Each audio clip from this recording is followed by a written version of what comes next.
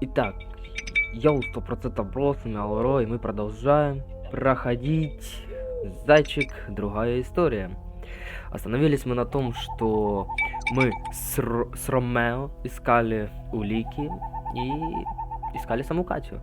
В итоге что-то у нас ничего не получилось, и я немножко подзабыл. Да, меня долго не было. Почему? Потому что...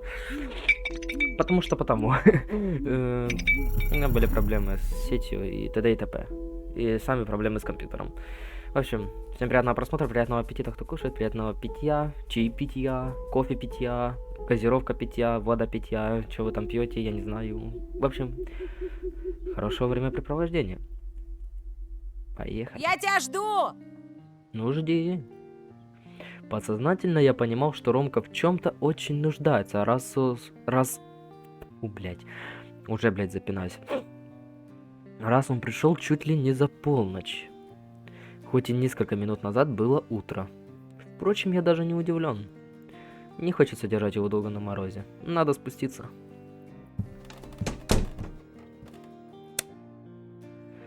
Я спустился, кое-как перебирая ногами. Меня уже ничем не удивишь. Дома было тихо, только изредка из родительской спальни доносился негромкий, но возмущенный шепот. Опять чего-то не поделили, вечно они как собаки грызутся. Надоело.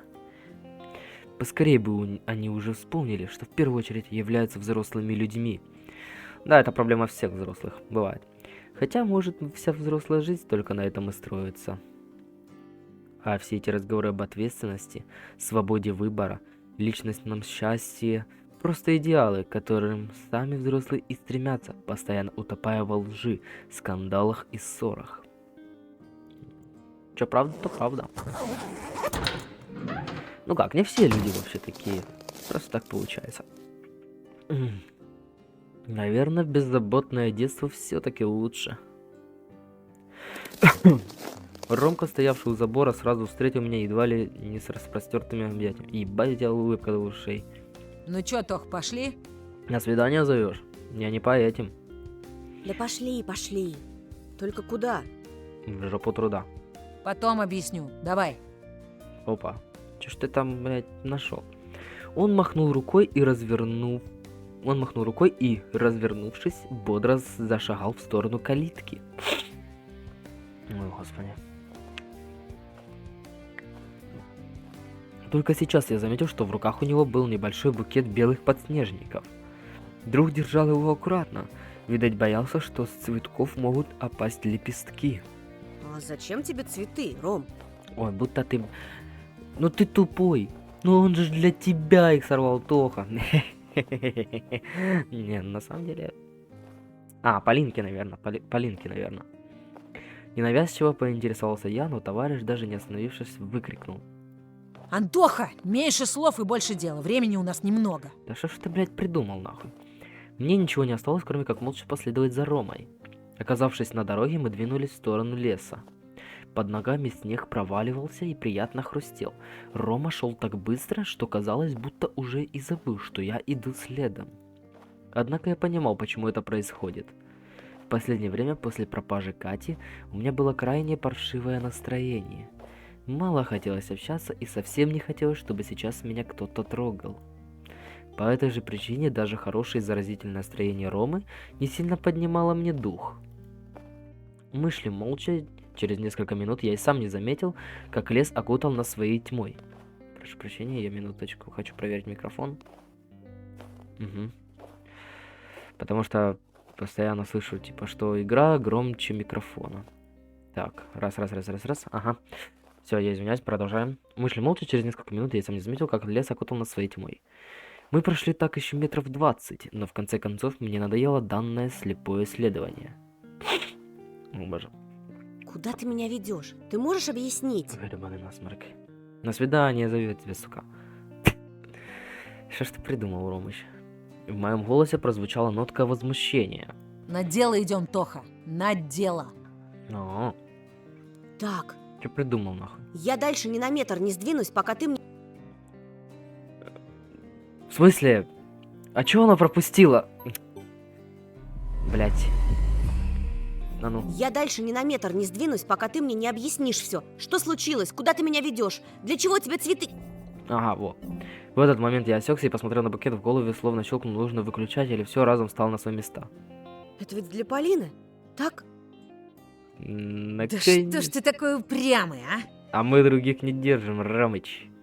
Да, для Полинки. Я к ней так подкатить хочу. Она же неприступная, мать ее за ногу. Вот мне помощь твоя и нужна. И чем помочь? А то мы с Бяшкой плохо сработались. Из него актер, как и слона-балерина, никудышный. А, Да и не видел я его давно. о. Я покачал головой и с какой-то обидой тихо прошептал. Катю бы мне так помогал искать. Ого. Увы, но до Ромки, видимо, все же долетели мои слова, и он переспросил. Тох, прости, не расслышал. Что ты сказал? Ой-ой-ой. А почему бы, собственно, и не повторить, ебать, шрифт злобный? Катю бы с таким рвением помогал искать. Бля, Тох, ты это, не бузи. Вы дети, ёбаный ваш рот. Подснежники ведь зимой где-то нарыл, да и за мной почти ночью не побоялся зайти. Ого. Рома закатил глаза и чуть ли не со скрежетом в зубах произнес. Да чё ты опять заладил? Катя, Катя. Ищет уже твою Катю. Угу. Я вижу, блядь, как ищут. У меня самого проблем по горлу. Если и ты мне начнешь мозги кипятить, то вали тогда. Я тебя помочь позвал, а не... Рома задумался и замолчал, но спустя секунду добавил. Да и в конце концов, не моя это вина, что Катька пропала. Это да. Катька пропала не по твоей вине.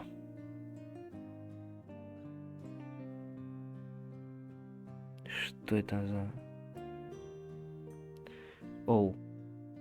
Hello, sorry for bothering you. I want to after promotion of your channel viewers. Ага.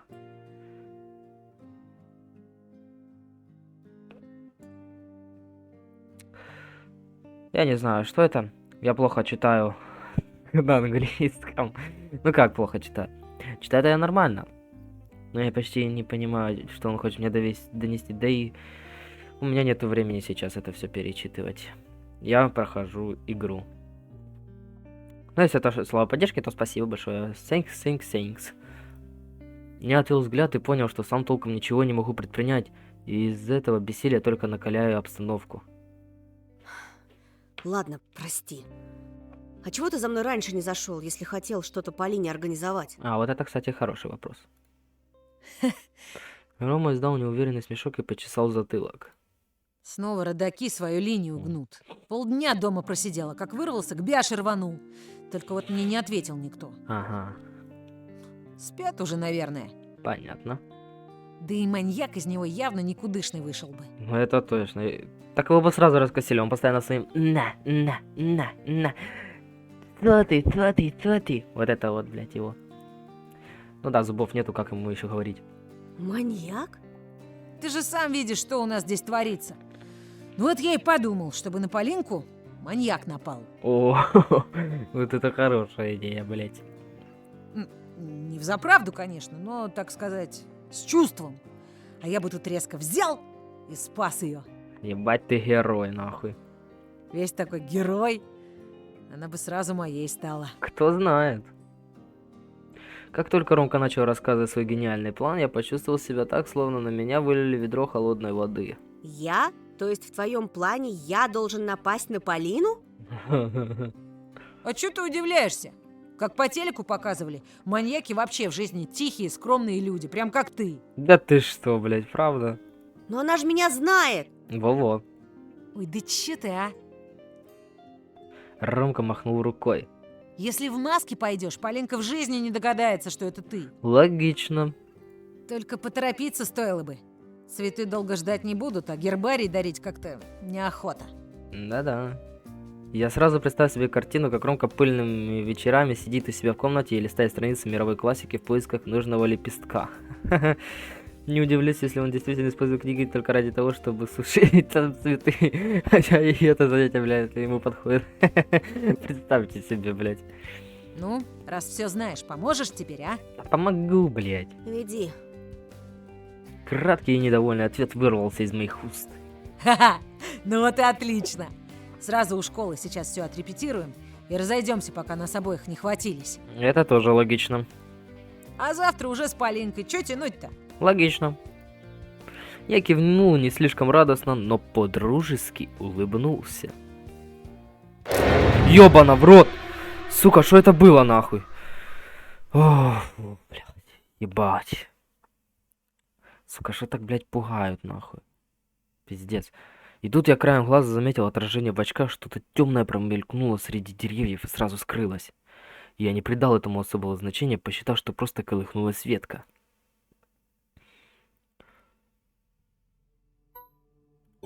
Артик охуенный, охуенный Артик. Но взглянув обратно на Рому, заметил, как тот замер и уставился мне за спину. Ты слышал? Я слышал. Ты о чем? Действительно. Там точно кто-то был, мать его. А ну-ка, пошли посмотрим. Пошли. Но, Ром, репетиция же. Успеешь отрепетировать. Однако друг не слышал меня и тихо подкрадывался к толстым стволам кедров. Сковывающая ледяная дрожь прошлась по всему телу. Рома сделал несколько шагов и, поместив руку в карман, быстро достал оттуда нож-бабочку. После чего повернулся и жестом показал, чтобы я подошел. Ебать. Охуенный Артик, охуенный Артик. Я приблизился и замер. Рома вплотную встал к стволу и выглянул за него. Антох, смотри. Смотрю. Я подкрался и тоже высунулся из-за дерева. Во мраке леса без фонарика было сложно что-либо разглядеть. Я никого не вижу. Да ты всегда никого не видишь, Тоха, ты слепой нахуй, ты в очках, ты очкарик, Тоша. Да вон же, там, смотри. Ты еще громче, сука, скажи, блядь, с этим спокойным взглядом нахуй. Рома указал рукой точно прямо, я пододвинул очки как можно ближе к глазам и прищурился. Спустя секунду вдалеке действительно проявился образ, черная человеческая фигура. Приглядевшись получше, я понял, кто это был. Тот самый мужик. Да ты шо, нахуй. Да, в его гараже мы и были. Что ему здесь нужно? А ты про записку помнишь? Там речь про какой-то тайник шла. Поди, эта сволочь наркоту в лесу и прячет. Ром, пойдем отсюда, а? И упустить такой шанс? Да этот гад даже не подозревает, что за ним кто-то следит. Логично, но заметят, вам пиздец. Сейчас узнаем, где он свой клад прячет. Именно там сдадим. А там и Катьку твою найдем. Или ты не этого хотел? Ну, логично. Я вздохнул. Хотел. Еще как. Еще как хотел. Ага. Тогда давай. И не звука. Окей. Согнувшись, Рома перебежал к другому дереву. Глядя на него, я нервно сглотнул, но все-таки сумел взять себя в руки. Боясь потерять его из виду, мы с Ромкой подскочили и рванули на то место, где стоял человек. Но не добежав каких-то пары метров, я посмотрел в сторону и тут же замер. Ром, гляди. Рома подошел поближе и тут же в удивлении замер. За елями показалась небольшая опушка. Но вместо деревьев там торчали лишь выжженные, искореженные точными попаданиями молнии пни. Темные древесные скелеты ограждали круг, в центре которого стоял гараж. Его гладкие стены были выкрашены черной краской. Казалось, они впитали в себя сам мрак. И именно к этому месту шел, проваливаясь в снег заячья губа. Это не тот гараж, в котором мы были. Да ну нахуй. Эту херню ты видел тогда? Я проглотил слюну. Это. А ты уверен насчет прошлого гаража? Он точно его? Не сказал бы. Я чё, по-твоему, в глаза долблюсь? Сам видел, как он оттуда выходил. Да и листок откуда-то взялся. Логично. Лицо Ромки из удивленно потрясенного медленно начало становиться задумчивым и угрюмым. Думается мне, Тоха, что это и есть тот самый тайник из записки. Да ты чё? Может, это и тайник, но вот уже вряд ли там лежит то, о чем мы думали ранее. Скорее, это склад, доверху набитый человеческими останками, готовыми пойти на продажу или того хуже. Сначала искали убийцу, вышли на закладчика, а в итоге... А в итоге вновь вернулись к маньяку. Ага. Смотри, он уходит! Мы его уже не догоним. Он нас привел к нужному месту. Пусть идет. Да. Рома задергался, но я остановил его своей рукой. Он плюнул и успокоился. Прав ты, Тоха, прав. Я повернулся обратно к гаражу. Рома взялся покрепче за нож и посмотрел на меня. Что делать будем? Так. Идти.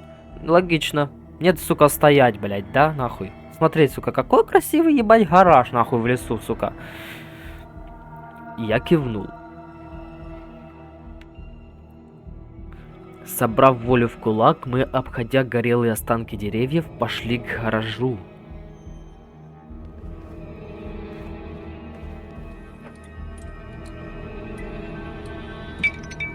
Снова встретились. Все такой же холодный и черный гараж. Рома нервничал и даже немного дрожал, но при всем этом он храбро шел вперед. А я будто бы не ощущал тот страх, что одолевал меня в прошлый раз. Я стал решительнее и увереннее. Конечно же, благодаря хорошему другу в моей голове.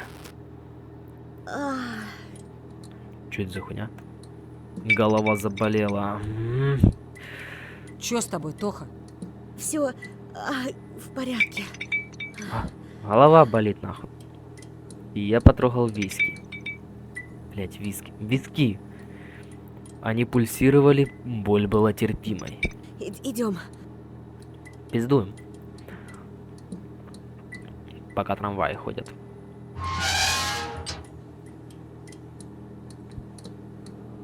Стальной звук резал уши, а сквозной ветер пробивал до самых костей. Запах бензина и железа перебил морозную свежесть. Новый миф? Хе-хе. Открыто. Да ну нахуй. Я попытался сглотнуть, рот был сухой, как пустыня. Ворота гаража были распахнуты, внутри клубилась чернота. Я почувствовал прикосновение, Ромка положил ладонь на мое плечо. Пойдем? Давай нахуй. Поехали нахуй. Он выглядел сейчас старше своих лет. Да что там, он выглядел дряхлым стариком. Кто, Рома? Куда? Ты что, сбрендил? Нет.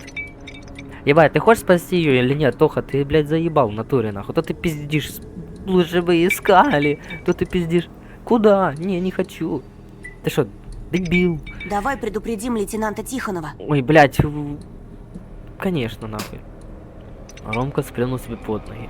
Будь ты таким наивным, Тоха. В натуре. Твой Тихонов, вон, даже варежку в лесу отыскать не смог. Ха-ха. В натуре, кстати. Он же шваришку нахуй не отыскал, блядь. Да и западло с ментом сотрудничать. Особенно, когда я у него на учете состою. Ну да. Логично. Хулиган выхватил визитный ножик и серьезно посмотрел на меня. Маньяк наверняка вернулся туда, в свое логово. Логично. Если получится, возьмем его тепленьким, пока он не ждет. Ага. Иначе в следующий раз подкараулит уже он. Логично, ебать, ты специально, сука, таким тоном, нахуй. Жутким, блядь, да? Ну, пиздуем, погнали. Зверята говорили, что он всего лишь человек из поселка. Но справимся ли мы без взрослых? Ой, блядь. Второго шанса может не быть, брат. Логично. Так что решайся.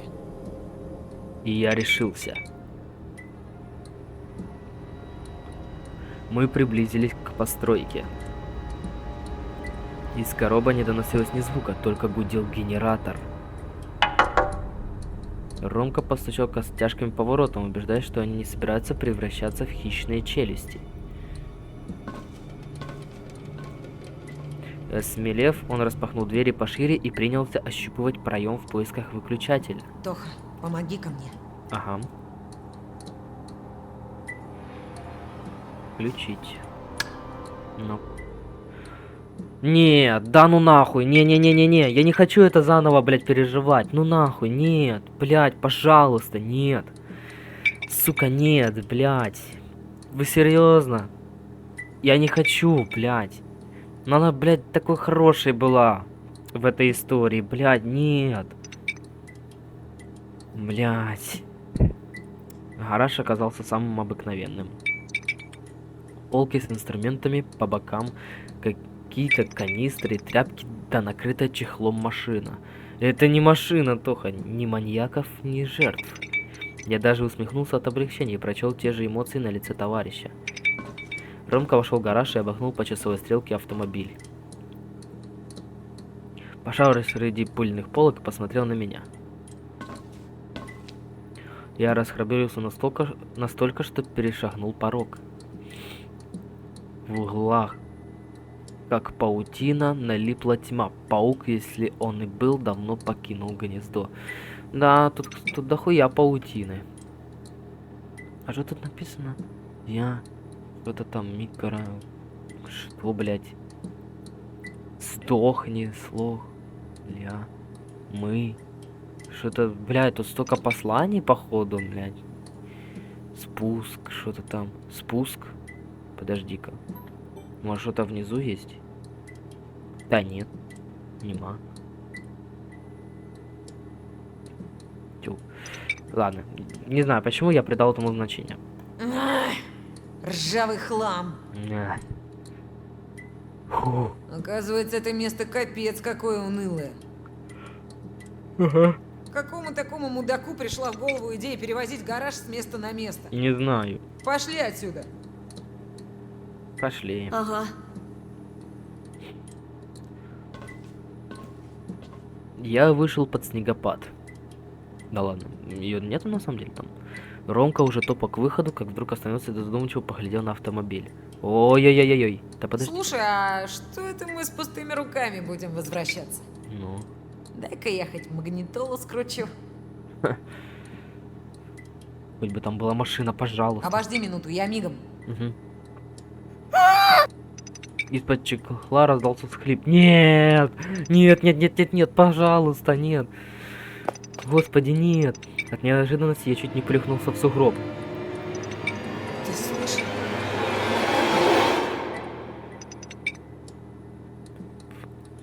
Подожди. Я смотрю, как вдруг дергается ткань, но подбежать, помочь не хватало сил. Ноги словно примерзли к земле. Но Ромка справился без меня. Спор с помощью ножа чехол полетел в сторону. Под ним не было автомобиля. Там... Блядь, нет. Нет, нет, нет, нет, нет, нет, нет, нет, нет, нет, пожалуйста, нет. Там, вырастая из пола, блестела машинным маслом огромная мясорубка. Я видел такую в одной передаче до 16 и старше. Промышленная махина, которой на фабриках переламывали коровьи туши для колбасы. Не-не-не-не-не-не-не-не, блядь. В раструбе, напоминающем зев кровожадного цветка, в венериной мухоловке находилась связанная Катя.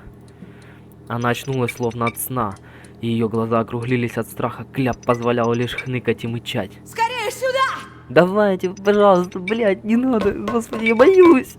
Я сбросил с себя оторопь, как тяжелый чехол, и рванул в гараж. Тем временем Ромка почти взобрался на стальную душегубку, взял Катю под мышку и... Вероятно, коленом Ромка зацепил какую-то кнопку. Блядь, нет! Да ну нахуй! Загудел механизм, звук напоминал ворчание голодного желудка. Ромка закричал испуганно, явно осознавая, что он наделал. Черт, выключи ее! Да как я ее, блядь, выключу? Я сейчас, держись! Нет.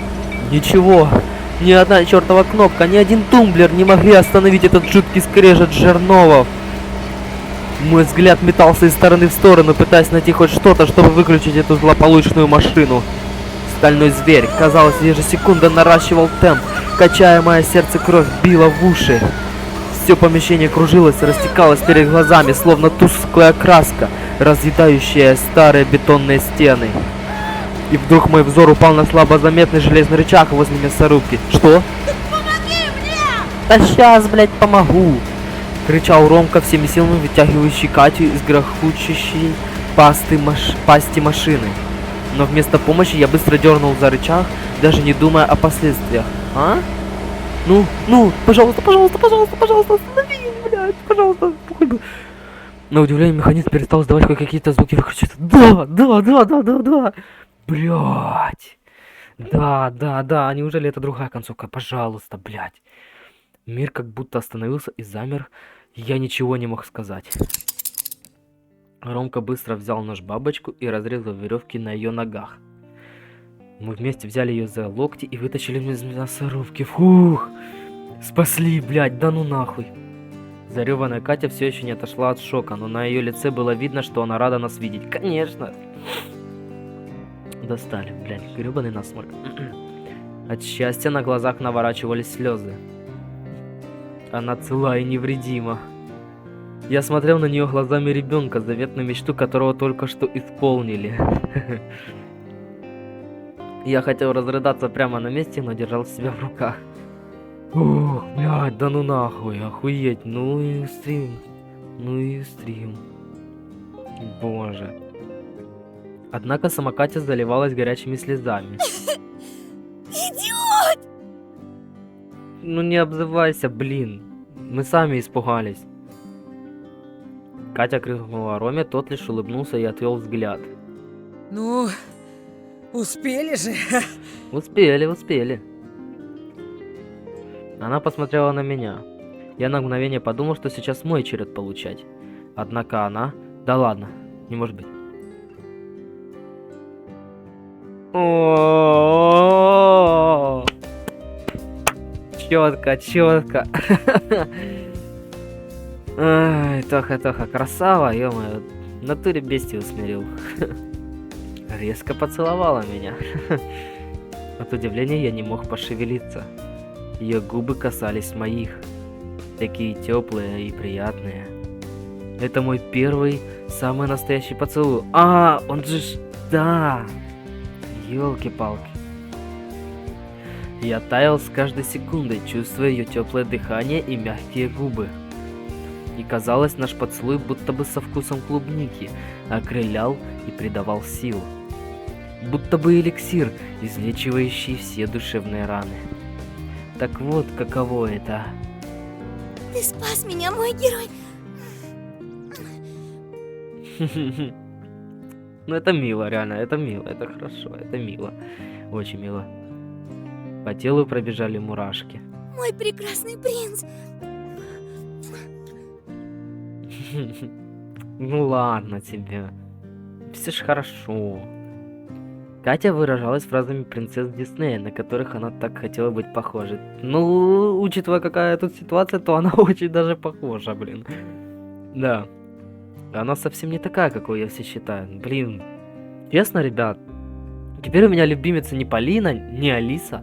Ну, Алиса вообще мне, честно, никогда не нравилась по лору Зайчика, потому что Фури, типа... Ой, не то. Но Катя, это совсем другой фрукт, потому что в реальности тоже такие есть девочки, которые тоже настроены, так, тоже такая жизненная ситуация, блин, а потом появляется какой-то один человек, и человек сразу моментально становится либо собой, либо меняется в очень хорошую сторону. И Катя действительно такой персонаж, вот он интересный, она интересна. И теперь она мне нравится намного больше, чем Полина, потому что вот как будто бы она раскрылась намного лучше в моде, чем в оригинальной новелле. Но мы не будем говорить громко, потому что еще последний эпизод новеллы еще не вышел. Поэтому поехали дальше. Наш поцелуй продолжался.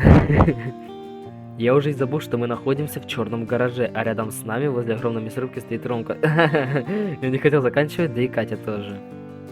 Но... Да, но... Опа. Да ладно.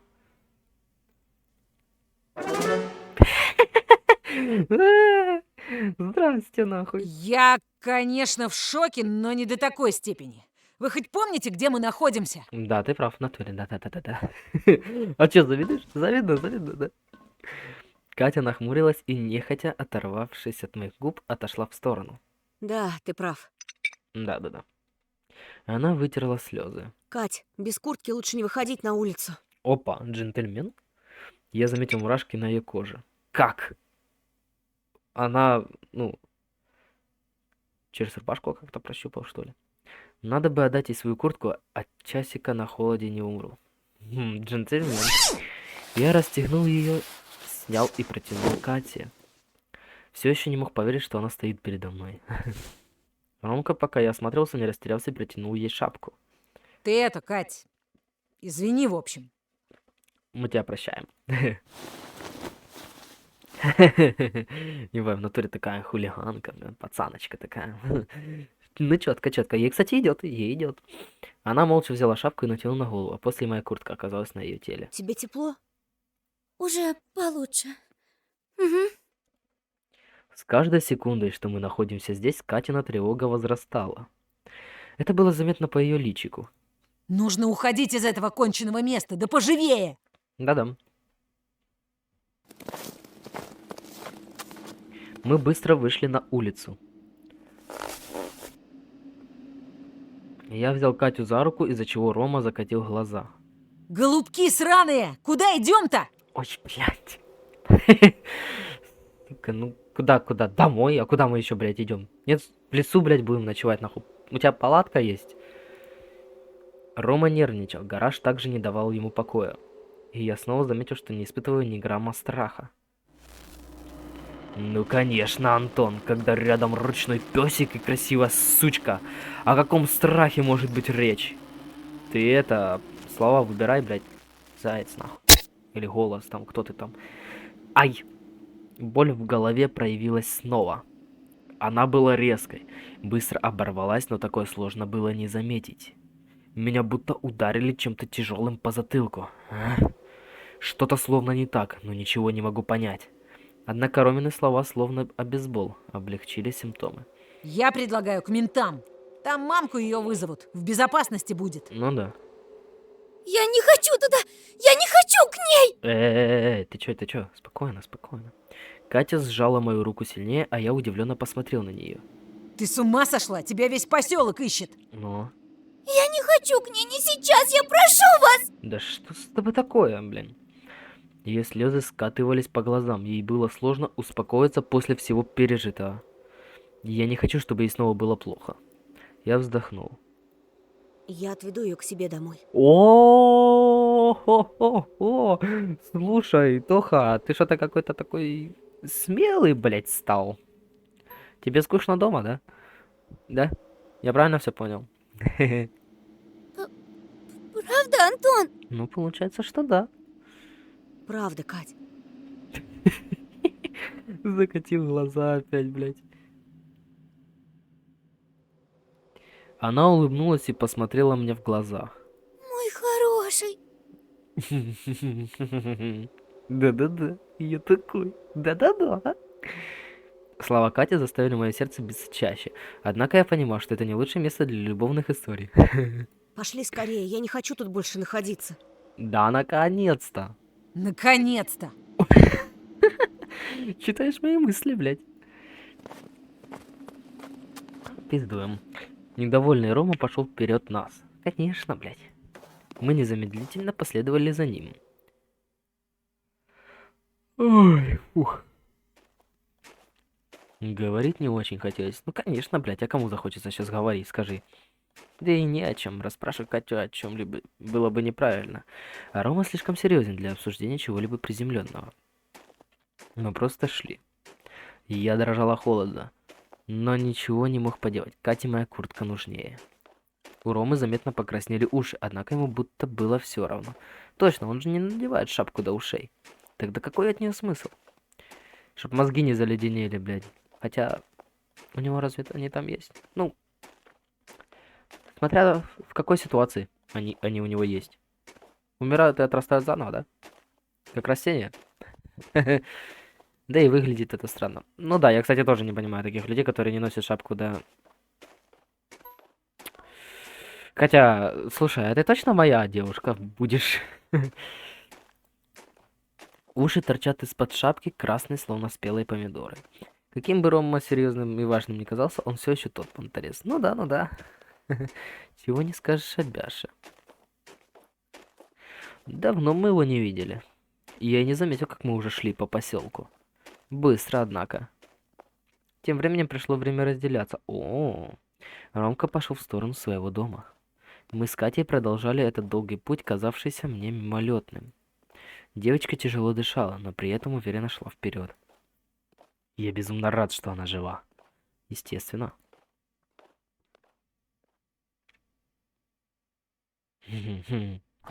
Вот так вот. Вот так вот.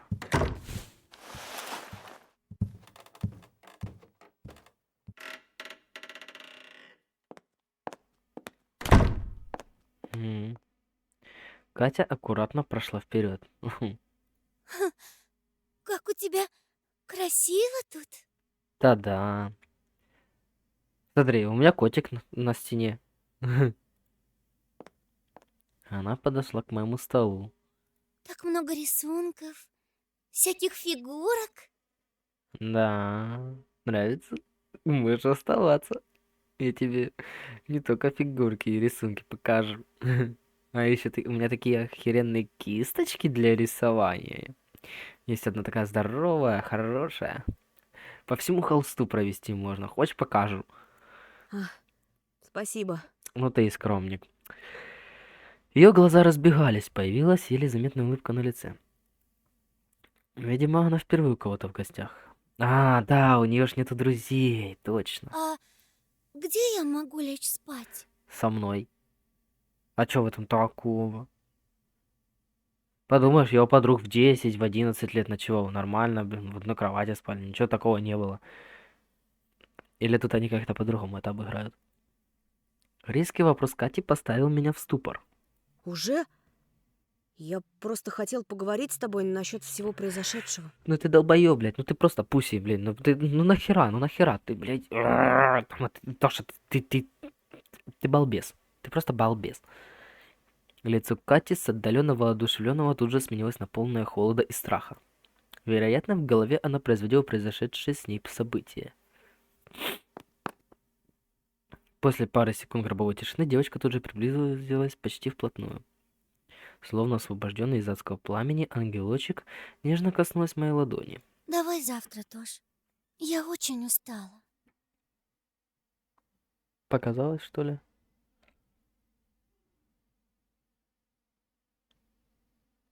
А ну, прошу прощения, я на минутку.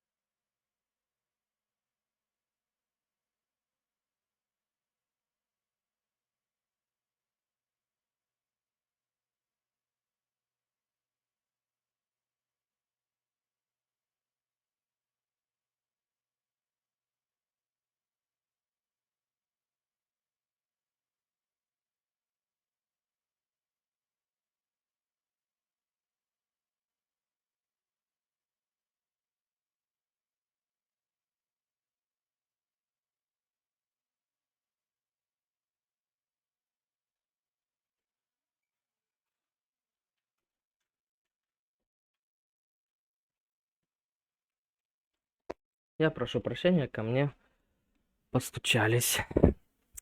Девушка вернулась. Так. Обязательно. Все расскажу. Ну, расскажешь. Расскажешь. Блин. Я только что такое слово придумал. Расскажешь. Как вам такое слово? Расскажешь. Пиздец. Расскажешь. Она права, не стоит затрагивать эти темы сейчас. Хорошо, Кать. А ты будто бы, блядь, сам не додумался, что до этого надо не сейчас, блядь, доебываться. Она снова осмотрела комнату и сказала. Тогда я прилягу сюда. На кровати, конечно. Катя показала пальцем на пол. Типун тебе, блядь. Ты что? Ну уж нет. Лучше я на полу посплю. А она пусть в мягкой и удобной постели. Ты чего? Я не дам тебе спать на полу. Правильно, Тоха, не давай ей спать на полу, блядь. Мы ее только что спасли. Она немного засмущалась. Но я же вся грязная. Не хочу запачкать твое постельное белье. Ебать, и шо теперь, нахуй? Или может мне хотя бы пойти умыться? Типун тебе, блядь. А как мы докажем, что мы тебя спасли, вопрос? Вот уж чего делать точно не нужно. Не стоит, Кать. Если ты явишься в участок чистый, это будет слишком подозрительно. Во-во, во-во. Она вздохнула. Да, ты прав. Да. Я пить хочу, ребят, подождите. Хуета. Да и только. Да, конечно, я всегда прав. Я улыбнулся. Да и все равно на эти тряпки. Ты для меня намного важнее. Ай, хорошо звучит, джентльмен. Подождите. Что-то с микрофоном.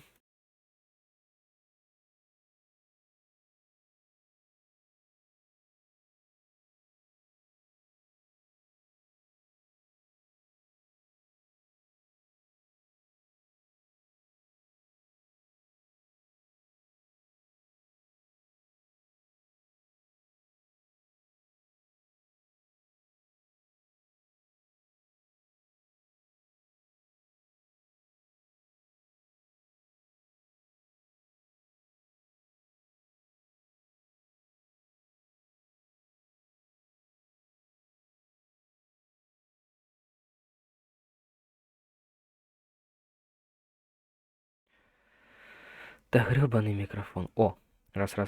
Вроде работает. Не знаю, что за фигня. Да и все равно на эти тряпки, да, ты для меня намного важнее. Блядь, ты джентльмен, нахуй. Она улыбнулась мне в ответ, однако ее усталость скрыть было сложно. Я тогда прилягу. Хорошо? Без проблем. Да, конечно, Кать. Она аккуратно поправила волосы и сказала. Сладких снов, Антош. И тебе. По моему телу пробежали мурашки. Как давно я этого не слышал. Спокойной ночи, Кать. Блядь, ну это мило, ну это мило. Ответив тем же, я оставил Катю одну в моей комнате. Не хочу ее смущать, поэтому посплю у Оли на полу. Ого. Даже настолько все.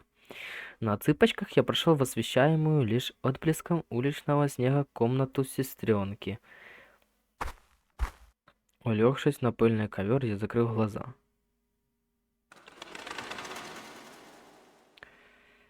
Ну. Чего? Я открыл глаза свою кровать. Нет! Только не это, пожалуйста. Катя. Мне все это приснилось. Блять! Сука! Как я мог, блять, поверить, сука? Ну, пиздец. Ладно. Ну, ладно. Хоть что-то. Никакого спасения не было. Угу. Дверная ручка дернулась. Опа. Оля? Мама? В смысле? Еще раз. В смысле? И еще. Опять. Страх окатил меня, будто бы ведром с ледяной водой. Я тут же вскочил с постели. Снова это все происходит со мной. Ручка не переставала дергаться, будто бы она играла со мной. Выжидая, пока я сам не буду молить о скорой смерти, лишь бы не слышать ее. И тут она застыла в нижнем положении. Зажмурив глаза, я стал ожидать скорого конца. Да ладно. Я готов. Ну, здорово, Тоха.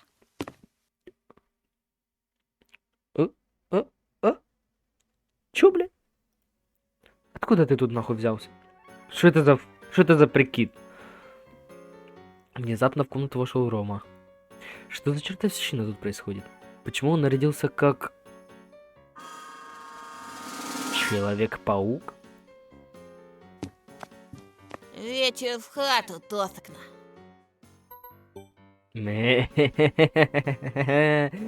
Что с вами, ребята? Что это с вами? Ну, здорово. И сюда же ворвался Бяша. Вылитый черный плащ. Ой, бля. А что тут делаете? Где Катя? А ты откуда знаешь нас? В смысле? Да чё ты? Небось, по телеку увидел на. Да ну нахуй. Ром, Бяш, вы чего? Я не просто Ромка. Я человек-роман. Блядь. Человек-роман. Ты типа человек, который пишет романы? Ебать, человек-роман. Сука. Ладно. А я не просто Бефана, а черный Бефана. Ты ебанько. Ну ладно, так совпало, наверное. Рома переменился в лице. Да нормальное прозвище на. Не сказал бы. Чего, блядь? Да-да-да. Тот же самый вопрос.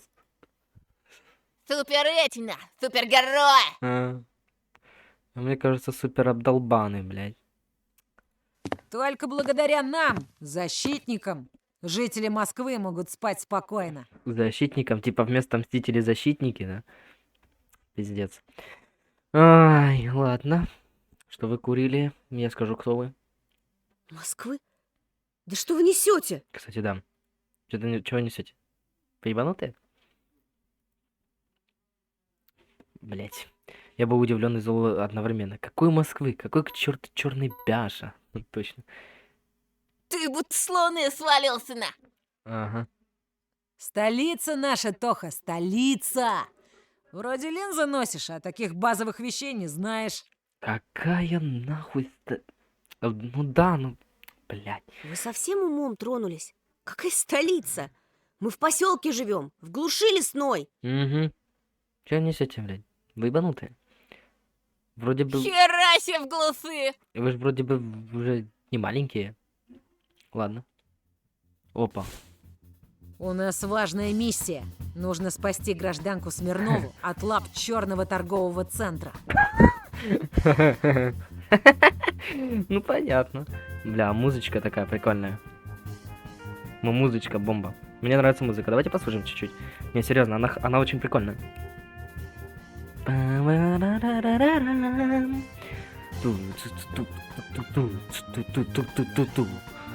Блять, реально прикольно. Мне нравится.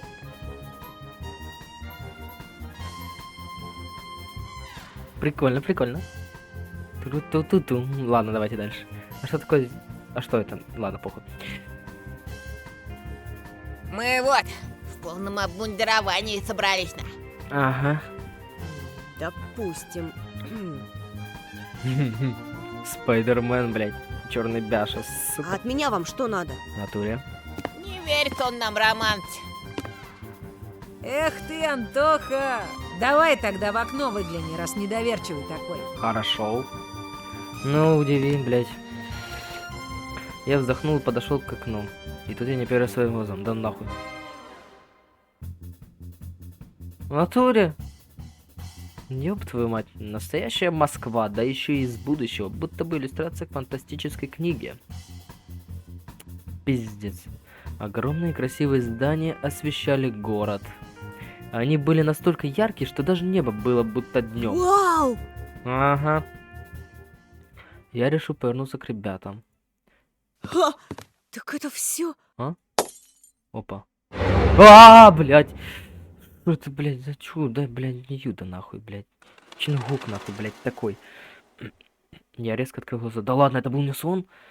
Сука, да ну, блядь, мы спасли ее в натуре. Мы в натуре ее спасли, да!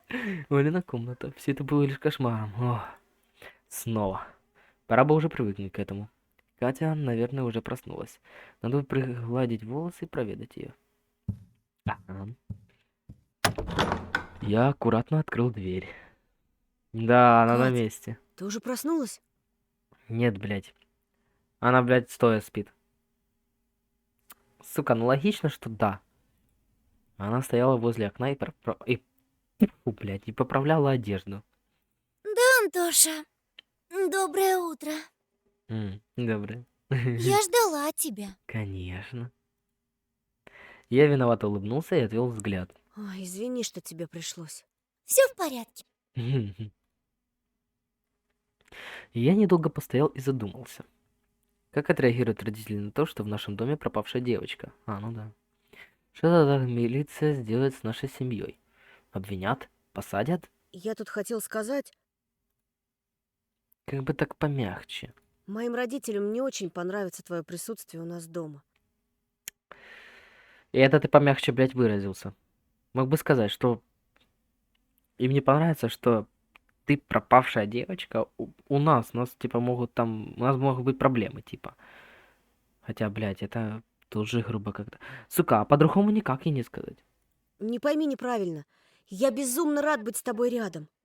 Ну. Я все понимаю. А, ну слава богу, тогда я не спокоен. Давай, пиздуй в лес. И найди там участок где-то, блядь. И потом все хорошо будет. Да-да-да-да-да. Я до сих пор считаюсь пропавшей. Ну да, И мне правда стоит пойти в участок. стоит. Да и самой не очень осознавать, что листовки с моим лицом развешаны по всему поселку. Ну это логично. Катя о чем-то задумалась. Ой, боже. Так что я, пожалуй, пойду. Сама? Ты чё? Грустно расставаться с ней снова, но это вынужденная мера. Так будет лучше для нас двоих. Я очень рад, что она все поняла. Хорошо, Кать. Мгм. Придешь ко мне сегодня вечером в гости? Я все расскажу. Ну, я не знаю. Ну, ладно, давай. Конечно, Кать, я обязательно приду. Мгм. И тут я понял, что родители должны были уже проснуться. А если не зайдут к нам? Нужно действовать. Подожди только секунду. Ага. Жди. Опа. Ай, боже мой. Она кивнула, и я быстро вышел из комнаты, закрыв за собой дверь. Что же делать? Признаться? Все объяснить? Внезапно я увидел маму, выходящую из родительской комнаты. Опа. Она прошла мимо меня, даже не обернувшись. И тебе доброе утро. Может, стоит зайти к папе? Фух, была не была. Ну, давай. Привет, пап. Здорово, отец. Доброе утро, Антон. Чего так рано проснулся? Действительно, нахуй. Не спится, нахуй. У меня к тебе разговор есть, важный. Угу. Заинтересовал, Антошка. Ну, я тебя слушаю. В общем, у меня в комнате пропавшая девочка. Оу, сразу. Отец нахмурился и обдал меня прищуренным взглядом. И кто же? Действительно. Одноклассница моя. Смирнова, которая? М, Да, а ты откуда знаешь? Объявление видел. Что она здесь делает? Я ее спас в лесу. Я ее с гаражика увел. Отец будто не был удивлен, он лишь уверенно задавал вопросы. Я нашел ее в лесу. Ну, правду, кстати, говорит. Привел домой ночью, вы уже спали. Правду говорит, в натуре уважает, значит, отца не боится. Ну, то есть не боится говорить правду. Значит, он, правильно воспитанный, значит. Я же тебе говорил не ходить туда. Да, но, блин, так получилось, бать, серьезно, нашли же. Но я же нашел Катю. Но я же нашел. А если бы не нашел? Наткнулся бы на кого и все, нет больше Петрова Антона. Ну, тут он тоже прав, честно. Да. Но он сказал правду. Обещаю, больше не буду. Ну, уже и незачем, в принципе. Так что да, он больше, по сути, не будет. А Катю нужно в участок, да поживее. Угу. Отвезу ее. Только вот высажу подальше, чтобы никто ничего лишнего не подумал. Ага. А ты с Олей сиди, грустит она часто. Угу. И не лезь никуда, ради бога прошу. Хорошо. Иди и скажи Кате, что отвезу ее. Бля, бать, ты лучший вообще, нахуй. Вот тут батя его еще хорошо прописанный, кстати. Вот он не такой прям какой-то злой, хмурый мужик. Он реально такой, он такой, типа, серьезный мужчина, типа, нормальный мужик. Он думает, он понимает сына еще. Это охуенная черта у родителей, кстати. Таких я, честно, редко видел, очень редко. И матери на глаза не попадайтесь, ей и так плохо. Хорошо, мы поняли, все поняли. Я хотел задать вопрос, но отец не дал мне и шанса. Потом все обсудим, нет времени, иди. Ясно. Я кивнул и пошел обратно к Кате. Кать, мой папа довезет тебя. Угу. Он знает, что я тут? Да не бойся. Да, не переживай, он отвезет тебя на машине поближе к участку. Ага. Высадит у леса, будто ты оттуда сама пришла. Угу. Только, пожалуйста, про меня, Рому и папу ни слова. Все ясно. Угу. Я все поняла. Молодец какая. Конфетку получишь. Когда они у меня будут. О, ты еще не знаешь, какую конфету я тебе подсуну. Катя кивнула. Иди на улицу, папа за тобой следом выйдет. Ясно, ясно, ясно. Хорошо. Я поняла. Ага.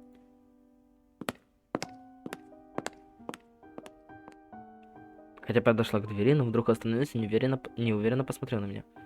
Да. Я люблю тебя, Антон. У-у-у. Не, ну это вообще, ну это признание. Ого-го. Хорошо. Мои глаза открылись как можно шире, а сердце выстукивало военный марш. Самое время. А я тебя, Катя. Ну это мило, это мило. Беги! Еще увидимся. Ага. Она улыбнулась. Обязательно. Да, это обязательно.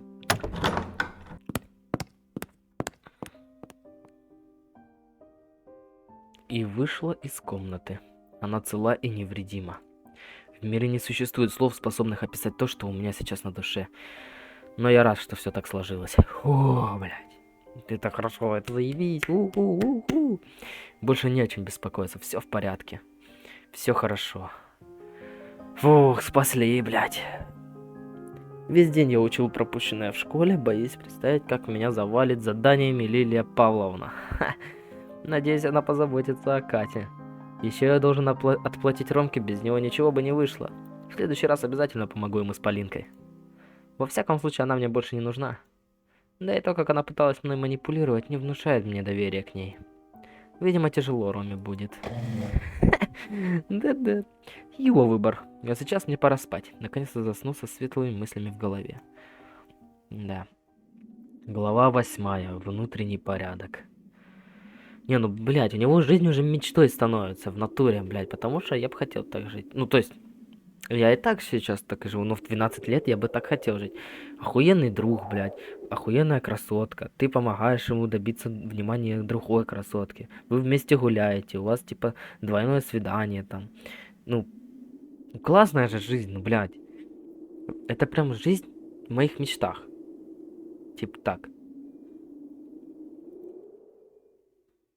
Или в его мечтах. Ну, его мысли — это жизнь в моих мечтах. Ну, блядь. Не в моих именно, а в его. Блядь, я не могу объяснить.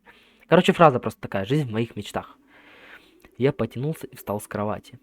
За окном по небу ползли тучи, однако в комнате по-прежнему оставалось более-менее светло. Приоткрыв дверь, я все еще, потеряв глаза от сна, юркнул в коридор. Дверь в комнату сестры была распахнута, а вот самой Оли внутри не оказалось. Опа! Я повернулся в сторону лестницы и прислушался, ожидая услышать журчание воды или приглушенные голоса, но все было тихо. Кристально тихо. И тут до меня дошло. Сегодня же суббота, а это значит, что родители снова уехали в банк, как и обещали. А Оля, похоже, с ними напросилась. Она ведь так надеялась посмотреть на белоснежные колонны и железные сейфы. Ха, какое же удивление будет у сестренки, когда она увидит реальность, весьма сильно разнующуюся с фильмами. Ну, может, оно и к лучшему. Во всяком случае, на сегодня я один, и дом полностью в моем распоряжении. Пойти, что ли, нажить себе мороженое и включить фильмы про бандитов? Ха. А это прикольно, кстати. Я задумался от этой мысли, все тело начало приятно чесаться. На радостях я быстрым и бодрым шагом, перепрыгивая через 2 ступеньки, направился вниз, надеясь, что в холодильнике остался хотя бы один небольшой кусочек этой вкуснятины. Оказавшись в коридоре, мое зудящее голодное до сладости тело уже было готово ворваться на кухню, как вдруг за стеной послышались странные звуки. Неужели никто не уехал? Моментально расстроившись, подумал я. Похоже, пропали мои мечты побыть одному. Ну ладно, Тох, ну с кем не бывает, я тоже люблю дома побыть один, а когда я не один, это реально расстраивает. Я аккуратно подошел к двери и заглянул внутрь. Что, блядь? Чё нахуй? Это что за хуйня? И каково было мое удивление, когда прямо посреди кухни я увидел стоящих Алису и Олю, которые, обмазавшись довольными улыбками, громко и дружно чавкали и ели ту самую сладость мороженое. От увиденного я чуть слюной не поперхнулся. В голове сразу всплыли 3 главных вопросов. Что? Как? И почему? А у меня 4-й вопрос. Какого хуя тут, блядь, происходит? Вот этот у меня вопрос сейчас, блядь, всплывает. И предназначались они вовсе не Алисе, которая неизвестно как оказалась в доме, а ситуации, при которой эти двое натурально жрали мое мороженое. Блять, а это хорошо написано, кстати, охуенно. Ой, братик, привет! Здравствуй, отдай мороженое нахуй. Я вздрогнул и поднял глаза. Приветик. Вечер в хату, господа. Точнее, Долго утро. же тебя ждать пришлось. Как спалось, Соня? Получше, пока твою рожу, блядь, не увидел. Не, серьезно, мне вот не нравится персонаж Алиса. Ну, что в ней такого? Ладно, когда по ступеньке Алисы она там помогала, и это охуенно, но, блядь, она вообще меня, если честно, не привлекает. Вообще, как персонаж, она мне не нравится. Ну, извиняйте, но я не любитель. Мне не нравится такой персонаж, честно. Но, в принципе, прописано неплохо, никакого этого нету, но просто не любитель я таких персонажей. Она непонятная для меня, она для меня загадка. Мне не нравится. Да и плюс не люблю я Фурии. Это я вам сейчас объясняю специально, чтобы вы не подумали, что, блядь, я обижаю какую-то фан-базу Алисы. Блин, за разум попью, я пить хочу, пиздец. У меня сушняк, потому что, блядь, читать вот это вот, блядь, с насморком, это пиздец.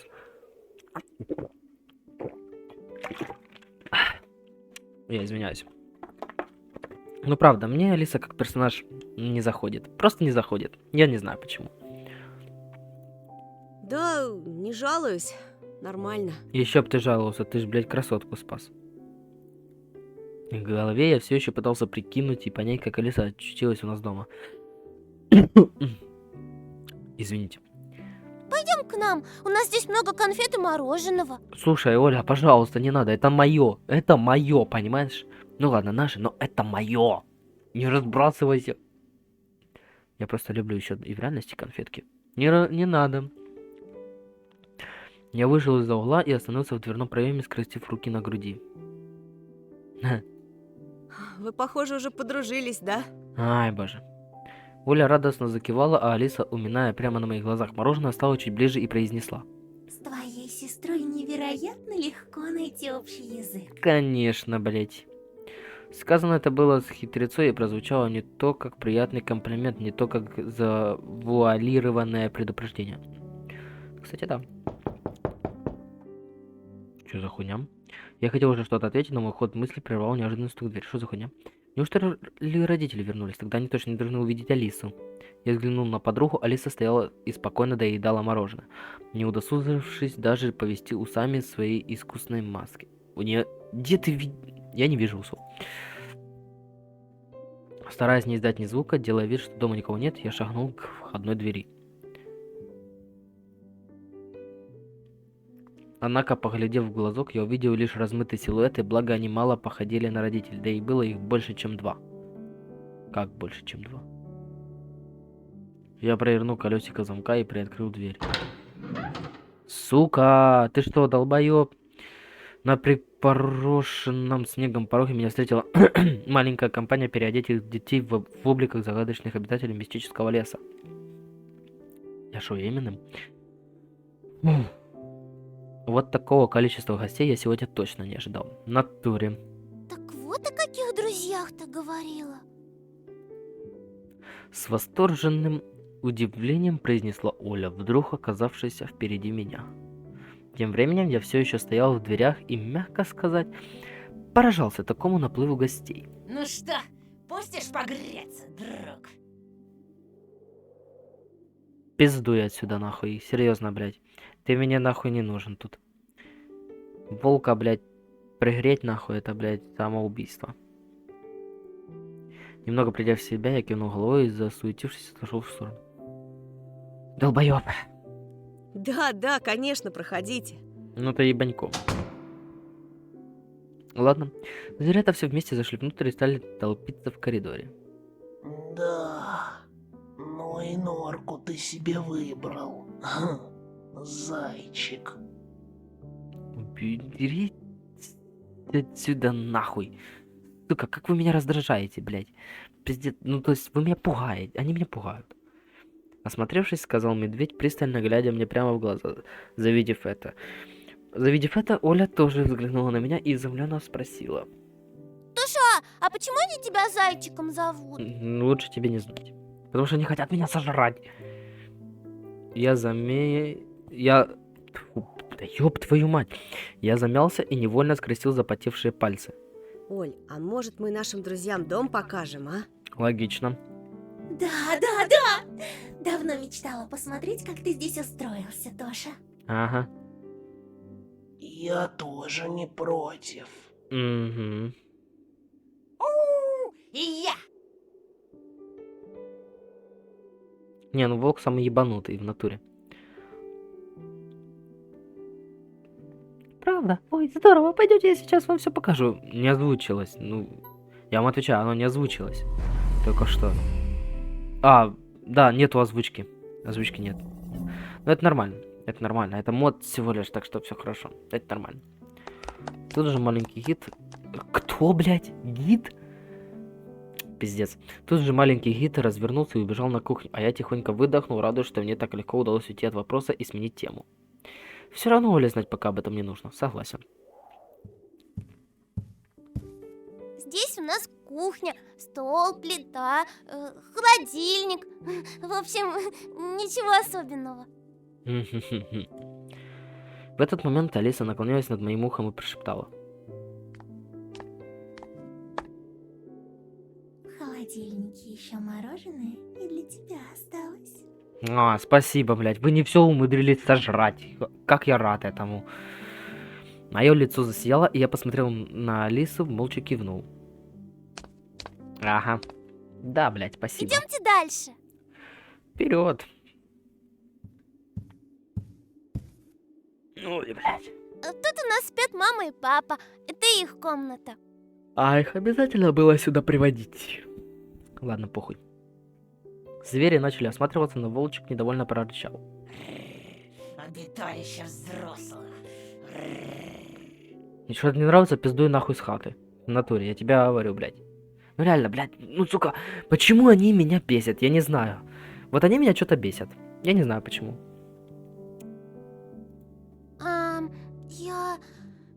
Давайте другое тогда посмотрим. Вы, блядь, сестру напугали, пидорасы вы, блядь. Эти слова немного смутили Олю, и она, не зная, что ей ответить, поспешила вывести всех из родительской скальни, блядь. Скальни, нахуй, спальни, чтобы показать иные части дома.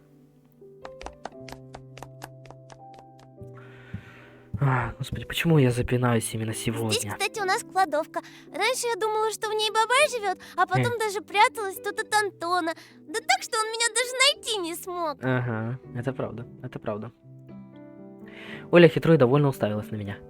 Я промолчал, однако для себя отметил, что сестра лукавит, говоря, что найти я ее не смог. Смог, только вместе с этим потерял с десяток нервных клеток, это да. А кто такой этот ваш бабай? Черт такой. Злобный дух, Ну, которого должны бояться дети, так как он пугает их по ночам. а мне в детстве говорили, что это черт такой лохматый, блядь, который луну еще крадет. Ну ладно. А тебя он случаем не пугает? Нет. Нет. У меня на кухне ножи есть кухонные. Кого мне, блядь, бояться? Алиса произнесла это плутовато, выглядываясь в мои глаза сквозь очки. Я сказал, что уже нет. И тогда она, выпрямившись, перебросилась, как показалось, весьма недоверчивым взглядом с волчиком. Пойдемте, я еще даже нашей старшей комнаты не показала. Ага. Ага, самое интересное. Я не знаю, стоит ли показывать или не стоит. Но это Ольга. А это уже мое маленькое царство. А почему у Оли получше, чем у меня? Ладно, это нормально. Зверята с удовольствием разделились и стали оглядываться. Замечательно! Чудесный мир детского счастья! Миша, не хочешь тут немного побыть и поиграть с нашей Оленькой? А мы пока с Тошей побеседуем. Ёб твою мать, здравствуйте нахуй. Ну, пиздец, ну ладно. А что? Играть я люблю. Я тоже люблю. Таковы игры. И Нормально. во что именно? Ну, лучше тебе не знать. Догони меня, кирпич. Или сожри кость да побыстрее, а? Оля спросила моментально, будучи явно довольной, что у нее сейчас появится новый компаньон для игр. Во что предложишь? Только где двигаться нужно мало. А то ленюсь я. Да и лапка у меня болит. Слушай, ты, блядь. Может, ты тогда, блядь, просто, блядь, поиграешь с ней в соревнованиях, кто кого переспит, нахуй? Лентяй, сука. Давай в приставку. Ага. Этот вариант, похоже, удовлетворял все стороны. Хоть я и заметил, что Мишка выглядел чуть рассеянным. Ну вот и отлично, развлекайтесь. Антоша, пойдем. Ты еще свою комнату нам не показал. Хорошо. Алиса... О, боже, то я зеваю, то я чихаю, то я шмаркаюсь, то я, блядь, то нахуй. Что это за стрим, нахуй, хуёвый такой? Я ж не буду уже переигрывать. То мне еще кто-то мешает, блядь, то еще какая-то херня. Да ёб же ж твою мать. Что это за день сегодня такой? Ну, уже поздно. Я уже начал, блядь. Эмоции будут уже не те, если я заново. А наигранно я не люблю. Алиса мягко взяла меня за плечо и повела из комнаты, оставляя Олю и медвежонка наедине. Впрочем, время сестра терять не стала и уже пошла расчехлять приставку Дэнди. Оставшиеся Алиса и Волчик последовали за мной в мою комнату. Ну, приехали. Ну и что ж ты, блядь, хочешь? Ну, как говорится, милости прошу к нашему шалашу. Ага. Переступив порог, зверята сразу же, как и раньше, разбрелись по комнате и принялись рассматривать окружение, а также мои рисунки, аккурат приклеенные на обои. Смотри, у меня кот есть на стене. А я смотрю, Антоша, твоя творческая натура так рвется наружу. Да, смотри, какой кот охуенный. С улыбкой сказала Алиса, проводя взглядом по стенам. Услышав комплимент, я немного покраснел и, опустив глаза, стал ковырять носиком тапка пол. Рассказывайте, зачем пришли? Чё за хуйня? Эти слова вырвались буквально из ниоткуда, и на секунду я даже не сориентировался, кто из зверей их сказал, но затем понял, это был я. Алиса замерла и стала смотреть куда-то поверх моей головы. Ее лицо изменилось и приняло крайне настороженный и озабоченный вид. Так, знакомый голос. Братец. Хуятец. Прорычал Волчик. Я ошарашенно взглянул на друзей, голова загудела и начала кружиться. Что за хуета? Ноги подкосились, и мне пришлось сесть на кровать. Смотри, какой кот охуенный. Реально, смотри, блядь. Ну, прикольно же. Звери подступили ближе. Решили вот проведать тебя. Как насчет снова пройтись и повеселиться? Нет, не надо. Нет, мне и так хорошо. А вы и дальше идите и пляшите под дудку этого козла. Ого-го-го-го. Нихуя себе. Хорошо, хорошо. Я не хотел это говорить, я не стремился так говорить, но сейчас я мало на что мог повлиять и только безучастно наблюдал за тем, как моими глазами, ушами и ртом пользуется нечто, живущее внутри меня. Мною овладело ужасное, но неотвратимое чувство бессилия, словно настоящему мне заткнули рот тряпкой. Ты ведь юлишь, верно? Ну у меня охуенный кот на стене, ну посмотрите, ну пожалуйста. Пиздец, какая ты догадливая. Только пока этот слюнтяй контролирует себя, я мало что могу сделать. Охуент, не встать. Ай, блядь, ну звучит, сука, заяц, ну да. Эти слова явно были лишними. Алиса встрепенулась, и ее глаза тут же исчезли в темных отверстиях маски. В эту секунду из милой приветливой девочки она превратилась в дикого и опасного лесного зверя. тебе на пользу не пошло. Твой прогнивший язык все еще себе места не находит. Может передать хозяину, чтобы ты еще лет так 200 помучился? Ох, что? Я смотрю, их знания из тела. А подожди, у него типа было какое-то тело? Получается...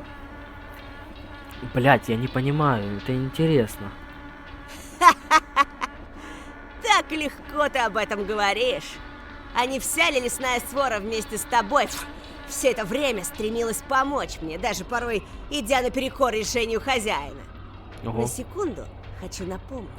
Именно из-за неподчинения этот козлиный вышвырнул меня из Ага. моего тела. Из чего бы, друг? Из чего бы вдруг, проделав такой огромный путь, вы решите все бросить и вновь обречь меня на скитание? Ебать, вот это вы нихуя себе. Ебать. Так вот оно что.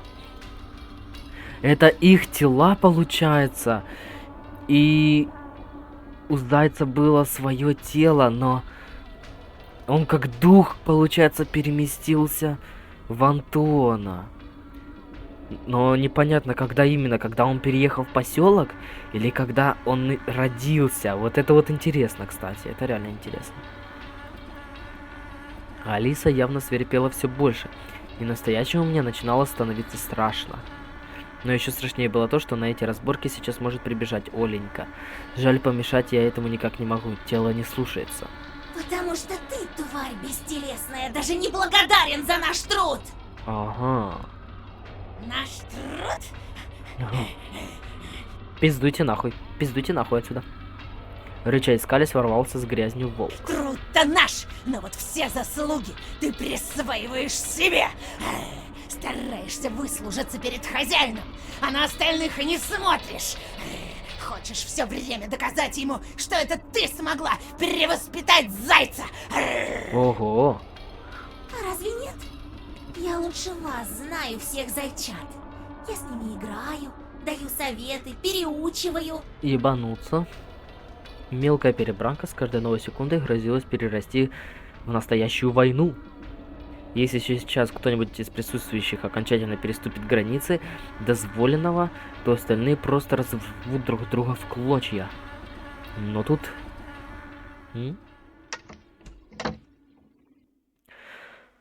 Пиздец, это... Ура! Я победила! Я победила! Я победила! Пиздец, что тут происходит нахуй? Ебать, я все больше и больше узнаю о лоре. Дверь распахнулась, и в комнату, смеясь, ворвалась Оля, забавно пританцовывая и подпрыгивая на одной ноге. Следом за ней волочился медвежонок. Нихуя себе медвежонок, блядь. Копатыч, нахуй. Ой, я в такие игры совсем играть не умею. Не удивлен. Эта картина мигом произвела отрезвляющее действие на всех моих гостей. Ну, блядь, ну охуенный же кот, ну скажите, а? В мрачных отверстиях маски Алисы появились глаза, и лиса вновь приняла облик добродушной ласковой девочки. Ранее вставшая дыбом шерсть волка опустилась и пригладилась. Ко мне же снова вернулся контроль над руками, ногами, туловищем и головой. Я зашевелил пальцами, заморгал, глубоко вздохнул. Все это время я ощущал себя скованным цепями и скинутым в воду. Ай, и теперь не мог нарадоваться, что сумел выбраться из этой пучины и вновь начать контролировать себя. Как здорово, Оленька! Мы тут тоже с братиком поговорили. Одним словом, восторг, а не дом. Хотя, как по мне, нет ничего лучше улицы. Да, так вам понравился этот котенок, а? Он на снег, кот охуенный, скажите, да? Да, деревья, свежий воздух и свобода. Ага. А меня родители особо не выпускают на улицу. Вот и сижу здесь, как принцесса в замке. Ну, а что ж ты хотела? Сурово, сурово. И правильно, что сидишь, блядь. О, О. Алиса наклонилась и как-то по-особенному посмотрела на Олю. не расстраивайся. Уверена, ты еще успеешь насладиться зимними прогулками и играми. Возможно, даже очень скоро. Ты на чё намекаешь, сука? Правда. Хуярда. Ура! Не уракай, пожалуйста, мне страшно. Ребята, давайте уже пойдем, а то я устал. Да, давайте, пиздуйте. Ну, охуенный кот, скажите, да? Я же охуенно его нарисовал. Скажите, да? Ну, охуенный кот. Я тогда вас сейчас провожу. Ага. Оля развернулся и в припрыжку побежал к лестнице. Сначала за поворотом исчез медведь, а затем ворчащий и фыркающий волчик. И вот в комнате остались только мы с Алисой, но вместо того, чтобы уйти со всеми, Лиса незаметно шагнула вперед и сказала: Поверь, каждый из нас сейчас стремится помочь тебе. Ну и ты, наконец, должен понять, что бунтарством и единоличностью ничего не добьешься. Ты должен измениться. Вот пусть Антошка тебе и поможет. Я не успел ничего ответить, как Алиса с хитрой улыбкой вильнула в сторону дверного проема и скрылась за поворотом, а я так и остался сидеть на кровати, тупо уставившись в одну точку. Охуенный кот. Да. До встречи. Пока. Оля резко отдернула штору и прилипла к стеклу. Меня же потянуло в сон, но, решив не бросать сестренку, я тоже присоединился. За стеклом 4 фигуры в загадочных масках уходили по заметенной тропинке навстречу корявым объятиям заиндевевшей тайги. Оля, Заледеневшей. а как все-таки Алиса попала к нам в дом? Кстати, да. Оля пожала плечами, что насторожило меня. Ебать, то есть она попала... Это даже не Оля ее впустила, блядь. Она уже была в доме. Ебать. А что, если так каждый может купить доверие ребенка? После этой... или да. После этой мысли иллюзия о том, что дом неприступная крепость, для меня окончательно перестала быть правдой. Это да. 3 точки. Наконец-то я это сказал. Точно, я же обещал Кате встретиться. Вот же дурак. Ты дурак. Ладно, Оль, я пойду прогуляюсь. Оставайся дома и никуда не выходи. Угу. А куда ей идти, блядь? Нет, я не хочу об этом думать. Дома, блядь, сиди. Оля кивнула и убежала в свою комнату. Я быстро обещаю. Оля улыбнулась и ушла наверх. После странного визита моих лесных друзей у меня остались вопросы. Но не сейчас. Я должен пойти к Кате. Да-да. Пошли. На улице не было видно даже следов сапог от сегодняшних незваных гостей. Я не знаю, что со мной происходит, но когда они рядом, мои мысли улетучиваются. Я испытываю неподдельную радость и восторг. Да, конечно, блядь. И все мои рассуждения на тему неправильности всего этого исчезают без следа. Что же такое находится внутри меня? Внутри моей головы? Мама мне говорила, когда я был Олиного возраста, что я особенный. Но я не замечал ничего такого до переезда сюда. Да и Оля их видит. Кстати, интересная теория. Ох, может это все просто из-за стресса. Ладно, позже. Сейчас нужно навестить Катю и узнать, кто ее похитил. Хотя, думаю, она уже дала показания Тихонову, так что козырять перед ним уже нечем. Логично. А вот и ее домик. Я подхожу к ее дому. Да что ты, правда? Тук-тук-тук, да? Ух ты ж, ёк. Прикольная блузка. Антоша, ты пришел ко мне? Конечно. Катя предстала предо мной в совершенно новом и неожиданном наряде. А я и подумать не мог, что она может носить такие милые вещи. Вау, ты прекрасно выглядишь. Тебе очень идет. Конечно. Это мама мне купила. Затаскала меня по рынкам, когда вернулась домой. Ну, понятно. Сладостей столько накупила. Ну, учитывая, как она себя вела с тобой, то после того, как тебя потеряла ненадолго, то уже поняла всю твою ценность и важность. То, что ты ребенок, в конце-то концов. Теперь точно принцессой себя чувствую. Ну, это правильно. Катя кивнула в сторону входа, и мы пошли вместе вместе к ней в комнату. Так. Ну давай, рассказывай, кто ж тебя похитил? Мне интересно, как она пропала. Я очень скучал по тебе. Ну это мило, хорошо. Я немного застеснялся, но все же я смотрю Кате в глаза. Блядь, и вот всегда так, типа, хоть ты гопота, блядь, какая-то нахуй, хоть ты, блядь, можешь дать пизды всем нахуй, но, блядь, когда с девочкой о чем-то таком говоришь, ты как-то так милые фразочки, милые, там у вас названия, вы называете друг друга как-то мило. Это вообще, это трогает сердце любого. И вот почему-то те, которые любят милые вещи, и когда их так называют, им вот не нравится, когда хулиганы такие отбитые, блядь, по самтре, блядь. То они такие, они просто тают. Все-таки мы нежные внутри, ребята. Так. Я извиняюсь, я отвлекся. Я немного застеснялся, но все же смотрю Кате в глаза. И я по тебе. Как жаль, что придется обсудить все эти ужасные вещи прямо сейчас. Ну да. Извини, Катюх. У меня есть к тебе важное дело, Кать. Я понимаю, что наверняка ты не этого ожидала от нашей встречи. Мгм. Но это дело уже не может ждать. Извини. Улыбка с ее лица начала медленно спадать. Я догадываюсь, о чем ты. Мгм. Рано или поздно я должна была рассказать тебе все. Да. Присаживайся. Мгм. Я присел на ее кровать. Мог бы и на диван. Прости, если тебе больно вспоминать об этом, но это очень важно. Мгм. Она медленно кивнула и начала говорить. Когда ты ушел, я вернулась домой. Так. Когда ты ушел? Ну, понятно. Сняв куртку, я заметила, как какая-то тень копошилась в гостиной. Так. Мама к тому моменту еще не вернулась, поэтому я не знала, кто это. Ага. Я подошла поближе. Ага. Там был снова этот ужасный репортаж. Ага. Репортаж. С крестами. Я понял.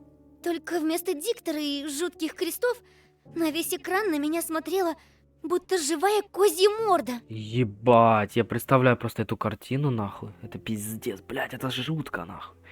Козья морда? Козья морда. Хозяин леса. Звери говорили о неком хозяине. Хозяине, которого я встретил ночью в лесу. Огромный козел. Я чувствовала на себе дыхание сквозь экран. Так, Мне стало страшно, но я не смогла двинуться. это нормально. Это нормально. После же окно кто-то резко разбил. Так. Громкий шум испугал меня, и я побежала в комнату. Угу. Что дальше? Что дальше? Меня ослепил яркий свет из окон. Курил, вкурил. А там... Блять, что там? У нее уже истерика, блядь. Ну что там, давай. Кать, тише, тише, не плачь. Да как тут не плакать, блядь, тебя в мясорубку, сука, не садили, Тоха, ты дебил.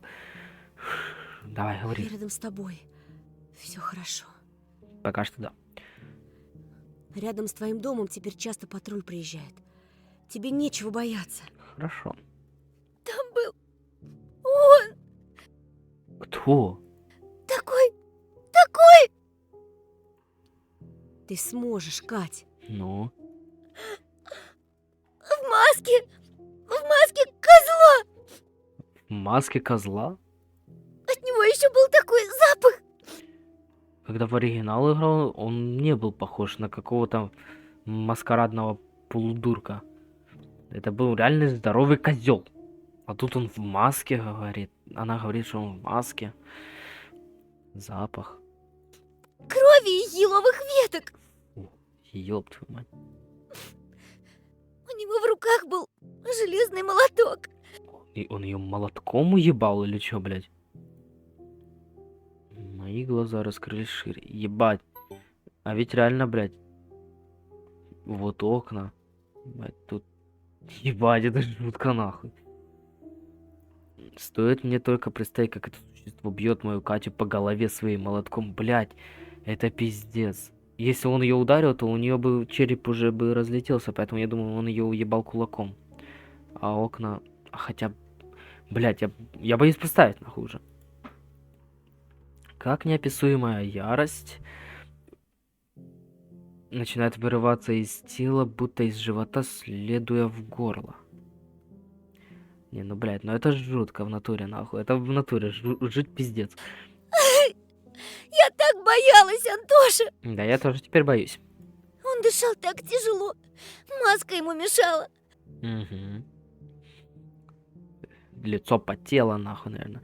В маске всегда так, блядь, даже зимой бывает, что вот маску надеваешь, и, блядь, лицо потеет.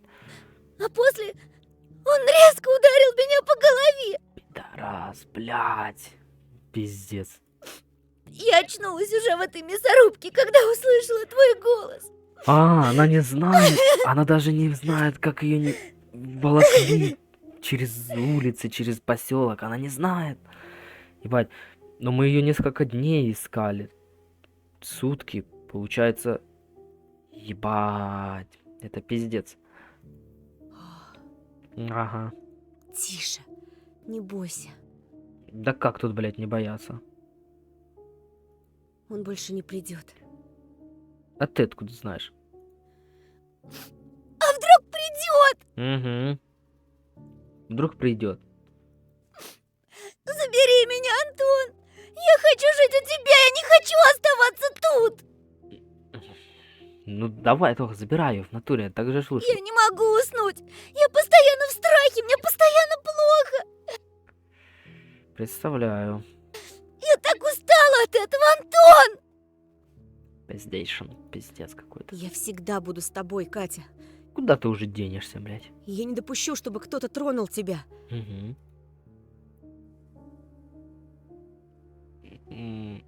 Бля, мне ее так жалко, честно. Оставшийся день мы решили провести вместе. Лилия Павловна уехала по делам еще утром и до сих пор не приехала, чему мы были очень рады. Кать, я попью воды и вернусь. Быстро развернувшись, я уже хотел побежать. Ай! Лох! Я быстро шлепнулся на пол, сделав неаккуратное движение. Блять, ну ты и лох, нахуй. Как ты, блять, мог упасть? На ровном месте, блять. Правильно, нахуй. Как ты так грохнулся, дурачок? Ну не обзывайся, блин. Ну, Кать. Угу. Тише, тише. Мой дурачок. Ну ладно. Хорошо, прощаю, я прощаю. Не буду я тебя бить. Пойдем фильм посмотрим. Бежи. Да, пойдем. Аж лети. Бля, может тоже какой-то фильмец посмотреть? Дни шли. О уж дни шли. Спокойствие наконец воцарило в нашем поселке. Мы с Катей уже несколько дней подряд гуляем. Подснежники. В школе, кстати, мне нравится Артик, он такой прикольненький. Прикольно. В школе на нас смотрят косо. Но это не имеет никакого значения. Нам вместе хорошо. Но это главное, да. Ага. Кошмары в моей жизни покинули меня, но и их отголоски являются в моих снах. Мы вычеркнули из памяти все, что хотели забыть. Правильно. Рома с горем пополам добился внимания Полины, за ручку они не ходят, но вместе уже гуляют. Да, я верю. У-ху-ху-ху. Красава, нахуй. Молодец. Помню, как ребята решили устроить мне проверку. Глава 9. Смена обстановки. Ну. А что это за хуйня? Стол какой-то. Рома и Бяша, немного суетясь в проходе, провели меня в небольшую тускло освещенную комнатушку. Внутри места было совсем мало, так как почти все его занимали деревянный стол и пара скамеек. Ну, Антоха, вот оно, наше убежище. Как говорится, милости прошу к нашему шалашу. Спасибо, блядь, за шалаш, нахуй. Обычно мы с Бяшкой вдвоем тут время коротаем. Ну, коли уж и ты теперь с нами, то вот решили и тебе показать. Ну, это милок. Не Спасибо. дворец, конечно, но пару вечерков провести можно. Ну, спасибо. Уютно. Очень уютно. Конечно, уютно. Мы с Ромкой сами его делали. А, это в натуре шалаш. Блядь, ну это охуенно, это охуенно. И без единого гвоздя? Не, ну, гвозди есть, разумеется. Другое дело, что они не все наши были. А, ну понятно. Я подошел к столу и аккуратно провел пальцем в поисках занос. Но сразу для себя отметил, что стол был выполнен относительно неплохо. Да и поверхность была гладкой. И часто вы здесь? Походу, да. Ромка пожал плечами. Когда как. Ладно, ждите тут, сейчас подойду. Так. Он развернулся и обратно вышел на улицу. Ну ты чего, Тоска? Давай снимай куртку и садись на. Сейчас Ромка вернется, будем отмечать удачное спасение Катьки. Ты чё, охуел, блядь? Ты вообще ничем не поспособствовал, блядь. Куда тебе, блядь, отмечать, блядь? Пиздец. Бяша охмыльнулся, оскалив беззубую улыбку и, потирая руки, довольный уселся за стол. Хочу пить.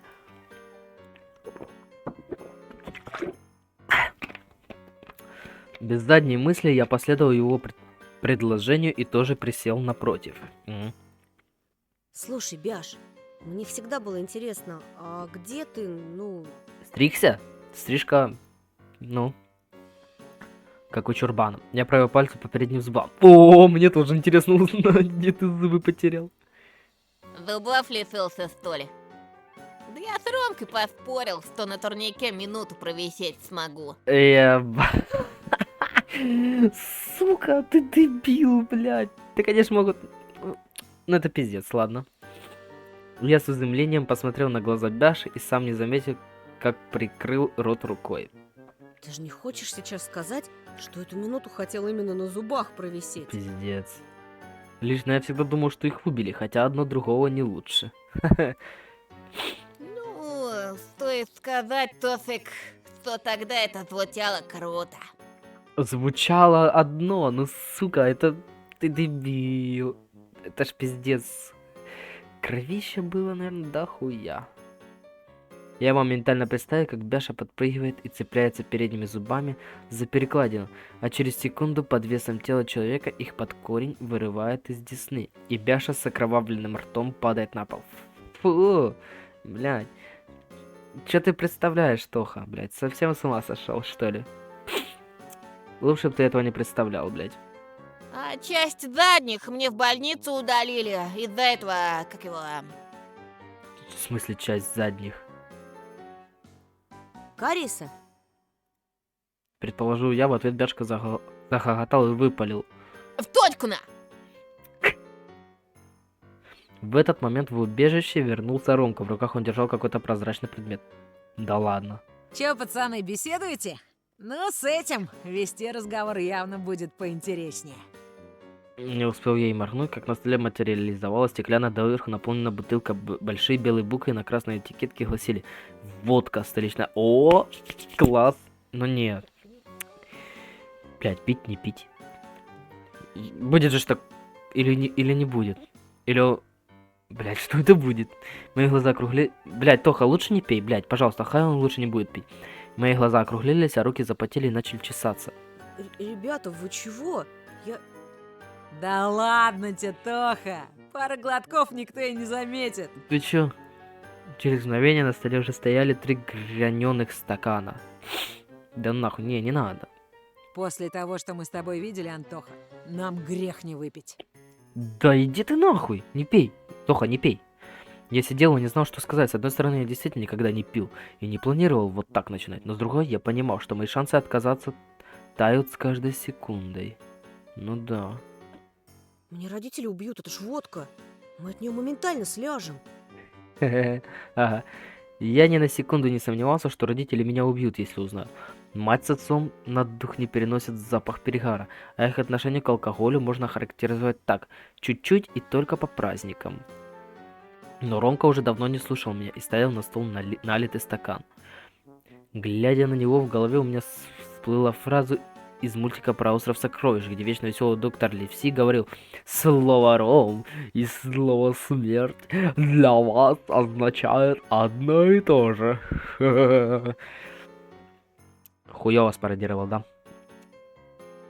Может, все-таки не стоит, пацаны, а? Не стоит. Так, Антон Петров, ты нас уважаешь или нет? Да иди ты нахуй. Вопрос был поставлен ребром. Блять.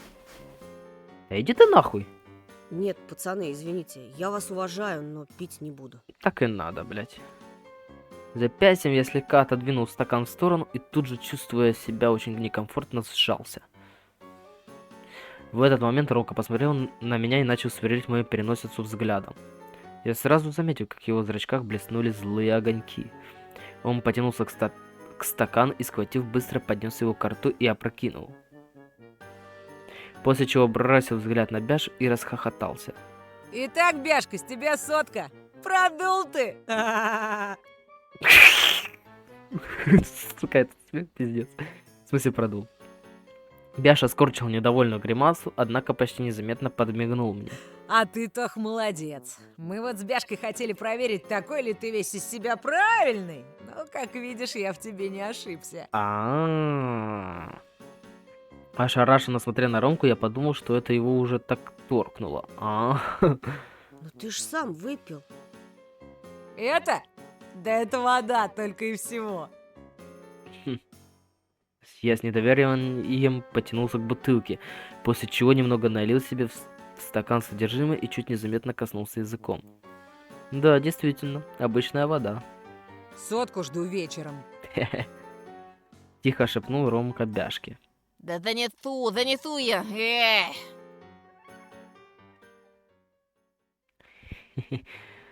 Ай, блядь. А еще помню, как Катя подсказывала мне на уроках математики, пока учительница выходила из кабинета. О, это мило. Тут 4 пиши. О. Такс. Тут совсем для глупых. 21 будет. Угу. Бля, я это просто хочу послушать. Просто вот мне нравится слушать, как они разговаривают друг с другом. Тут пиши, что машина быстрее доберется до точки Б. Угу. Все, умничка. Можешь сдавать. Бля, ну это мило, блин, ну аж до мурашек, ну серьезно. Так шепотом, так нежно. А сейчас наступили выходные. На выходных папа приехал пораньше.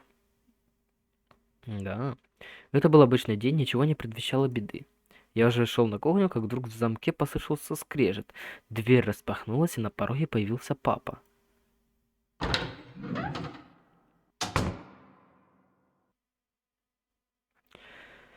Казалось бы, ничего необычного, вернулся и вернулся, если бы не одно «но». В руках у отца был арбуз.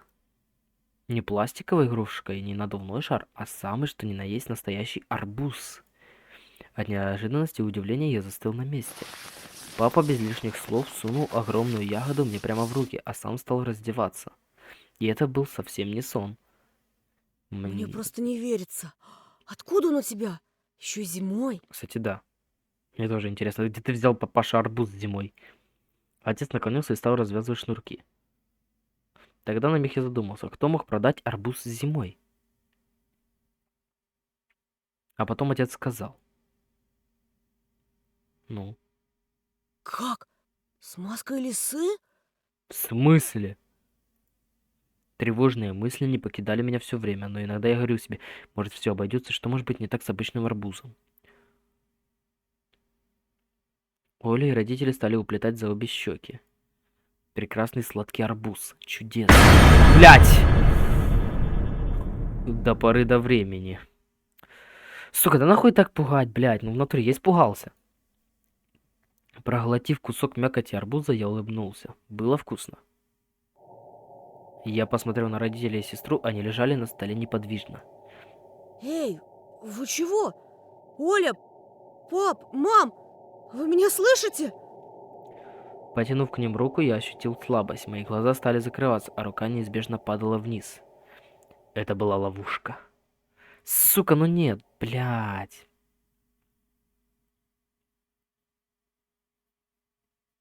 В сладком сне всю жизнь прожить. Смешно, не стоит и мечтать. Лишь мертвому позволено там быть, а коль живой, пора вставать. Что это за... Заяц? Это ты? Я очнулся, вокруг всюду была тьма. Хоть глаз выколи. А во рту не осталось ни капли влаги, и из-за этого страшно хотелось пить. А теперь я хочу. Пиздец, Тоха, ну, ёб твою мать.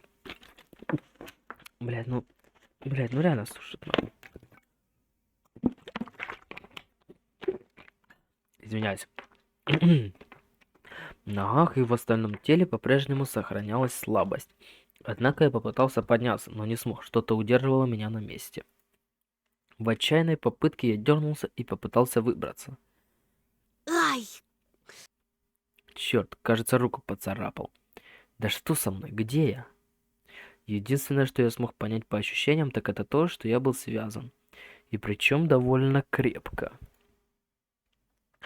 Переведя дух, я вновь напрягся и предпринял новую попытку освободиться. Однако в этот момент из чуть освещенной комнаты до меня донеслось жуткое глухое хрипение. Чё?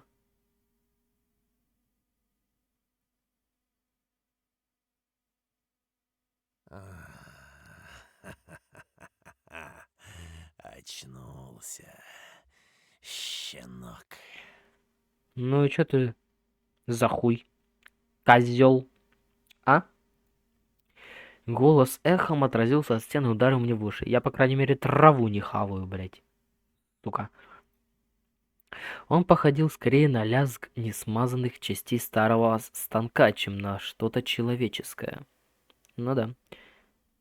Такой ебанутый. Нечто темное пролетело впереди меня, словно призрак из сбывшегося кошмара. Послышался скрип, затем щелчок, и над головой затрещала одинокая лампочка. Тусклый свет тут же упал на голые, покрытые плесенью стены. В его лучах заблестели отвертки, острозаточенные пилы, ножи, стамески, и на всех, без исключения предметах, показались бордовые и запекшиеся следы. Чё? Стало понятно, почему я слышал эхо. Это место гараж. Да ну нахуй. Козел нарисованный, дети, возвращение, зайчик. Подожди, ну тут, да, тут нет ни мясорубки, ни хуя. Он их так убивал, что ли? Охуеть. И я побледнел и, кажется, снова был готов провалиться в забытие, лишь бы только не видеть этот ужас. Предательский свет лампочки показал и еще одно. Прямо передо мной возвышалась фигура. С ног и плеч этого существа свисали рваные грязные тряпки, которые все вместе превращались в уродливый костюм. В своей лохматой лапе он сжимал окровавленный молоток, а на голове существа, полностью закрывая лицо, восседала самопальная козлиная маска. Это он. Хозяин леса. Чё?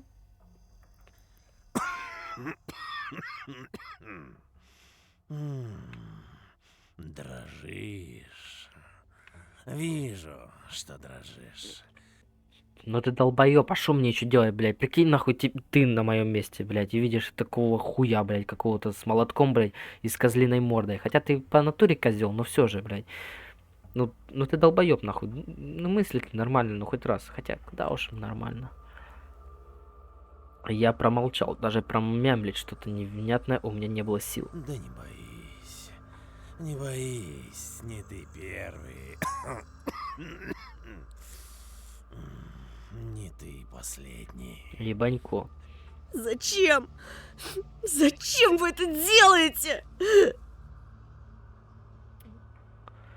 Ебать. Ну это пиздец. На глазах стали наворачиваться слезы. Они были полны разочарования и страшной обиды.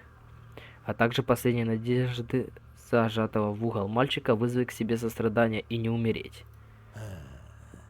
Чего ревешь? Я еще даже не начинал. Чё, блять? А может, ты нахуй пойдешь? Он посмотрел на свое оружие и спросил. А что? Действительно хочешь знать? Да. Я молча закивал, осознавая, что это единственный мой шанс хоть на чуть-чуть продлить свою жизнь. Ты ведь недавно здесь, так? Ну? Ну, слушай. Так, это и уже интересно. Ходит здесь одна легенда про всесильного и могущественного зверя, хозяина леса. Так ты не он, ну уже хорошо, блядь. Значит, он существует тут как зверь. Ну, то есть дух, зверь, дух, короче. Говорят, что в определенный срок тот отправляет своих прихвостней сюда, в поселок, чтобы те принесли ему угощение. Ну, это мы знаем. Ну как, по оригинальной игре.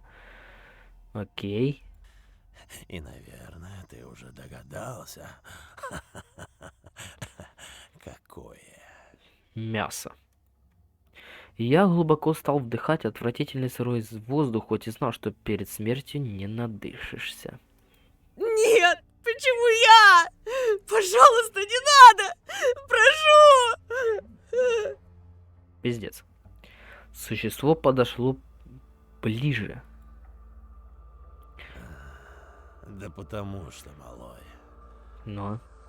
Потому что если хозяин леса заметит меня, то я смогу стать одним из его слуг. А тебе это нахуй надо, скажи.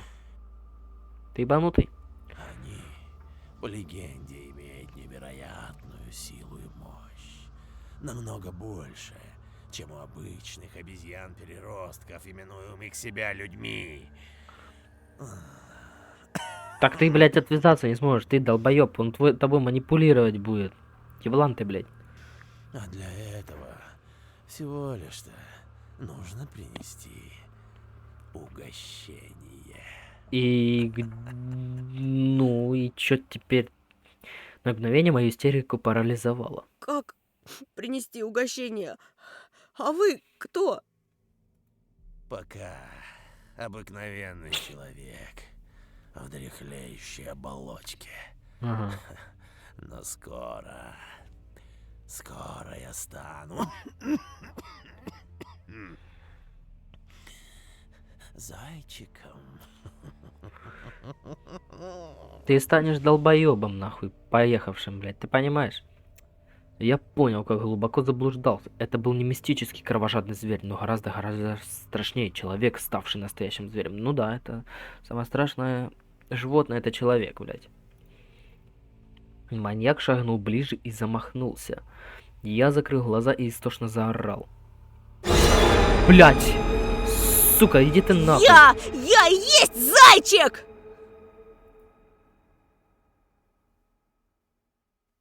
Маньяк остановился.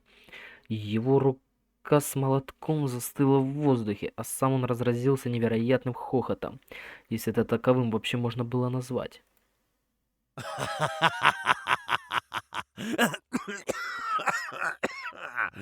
Ты заяц? Ну да. Да если бы ты им был, то уже давно бы показал себя, а не рыдал со словами «Почему? Почему я?» Долбоёб ты нахуй. Фу, лжец! Если хочешь косить под хозяина леса, то из уважения мог бы и принарядиться. А то в таком прикиде, как пропитый алкаш, ходишь. Может, он тебя поэтому упорно продолжает не замечать? Ебать, что началось?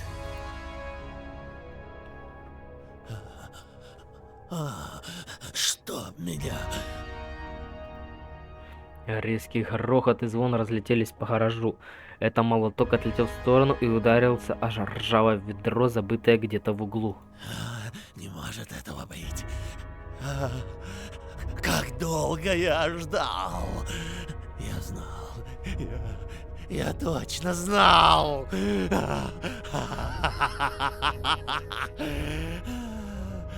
Ну и чё? Мне показалось, что человек, который минуту назад угрожал меня жестоко убить, теперь вот-вот готов был упасть на колени предо мною.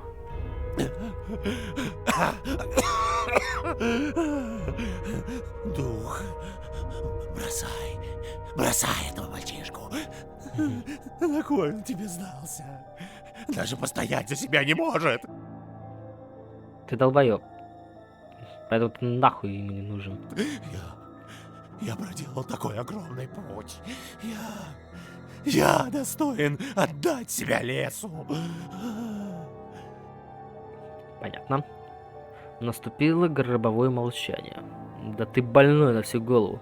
Как вообще можно о таком говорить? Ладно, убедил. С этим очкариком мне все равно ничего не светило. А так, наконец, и я получу то, о чем уже так долго мечтал. Да. Да, хуёвый конец оказывается. Ну ладно. Невероятная боль вспыхнула в правой руке, словно по ней провели раскаленной кочергой. И я сжал зубы и изо всех сил старался не показывать, насколько мне сейчас было плохо. Перед глазами из воздуха появился еле различимый силуэт. Он застыл, как будто присматриваясь, и затем метнулся в сторону убийцы в козлиной маске. Тот вздрогнул.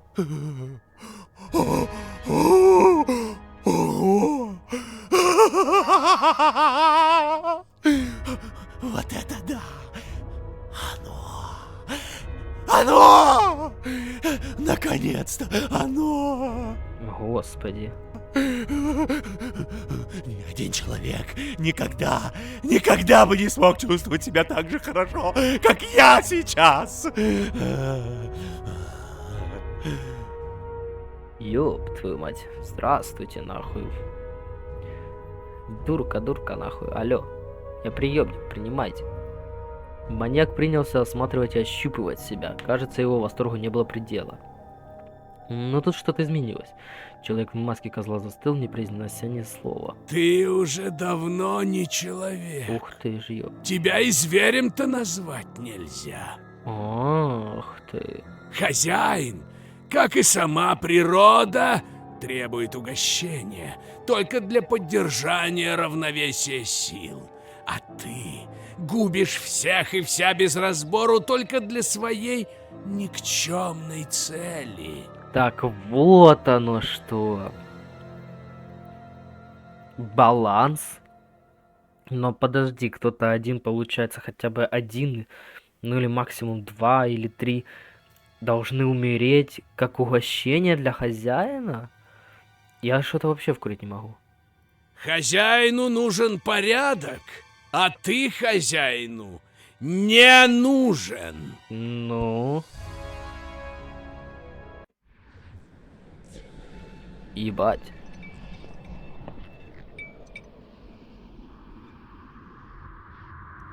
Что это нахуй? Ёбаная...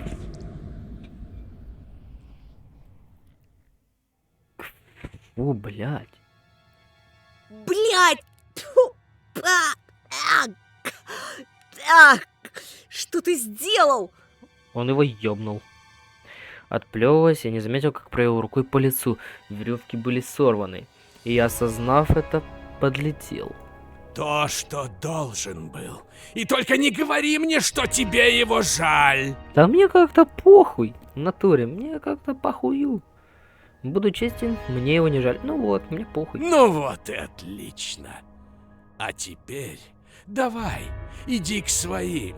Они где-то в подвале сейчас. Я так и знал. Ты опять читаешь мои мысли? Не надоело? Фу. Поговорим позже, ладно? Давай. Зайчик проговорил это с той же долей язвительности, что и обычно, однако в его голосе чувствовались надрывистые нотки усталости. Видимо, далось это действие ему очень тяжело. Никогда не думал, что скажу тебе это, но спасибо.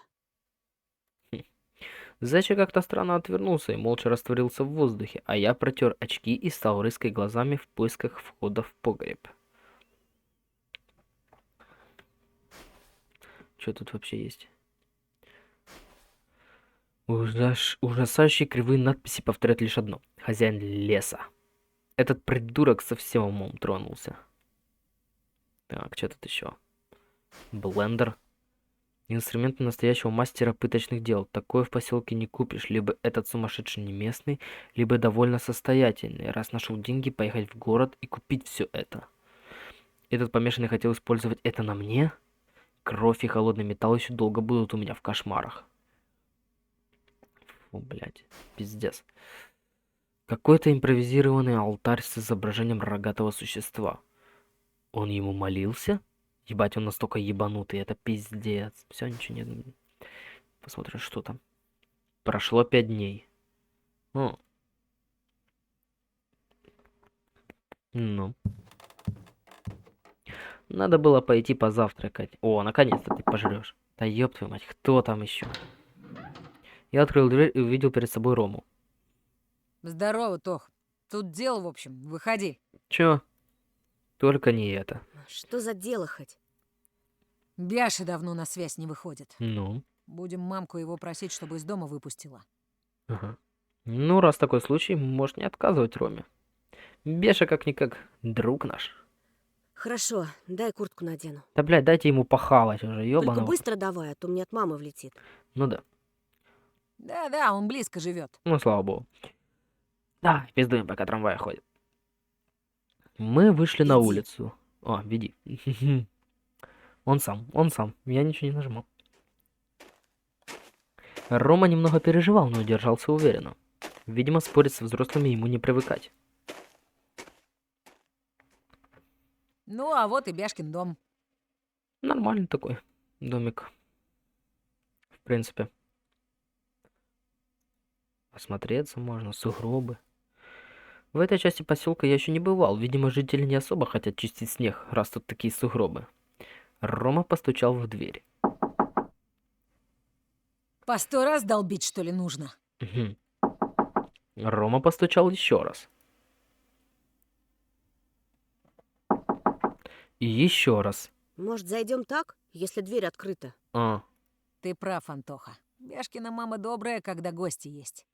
Правда, после их ухода ему только так влетает. Хуёво. Давай, заходим. Ну.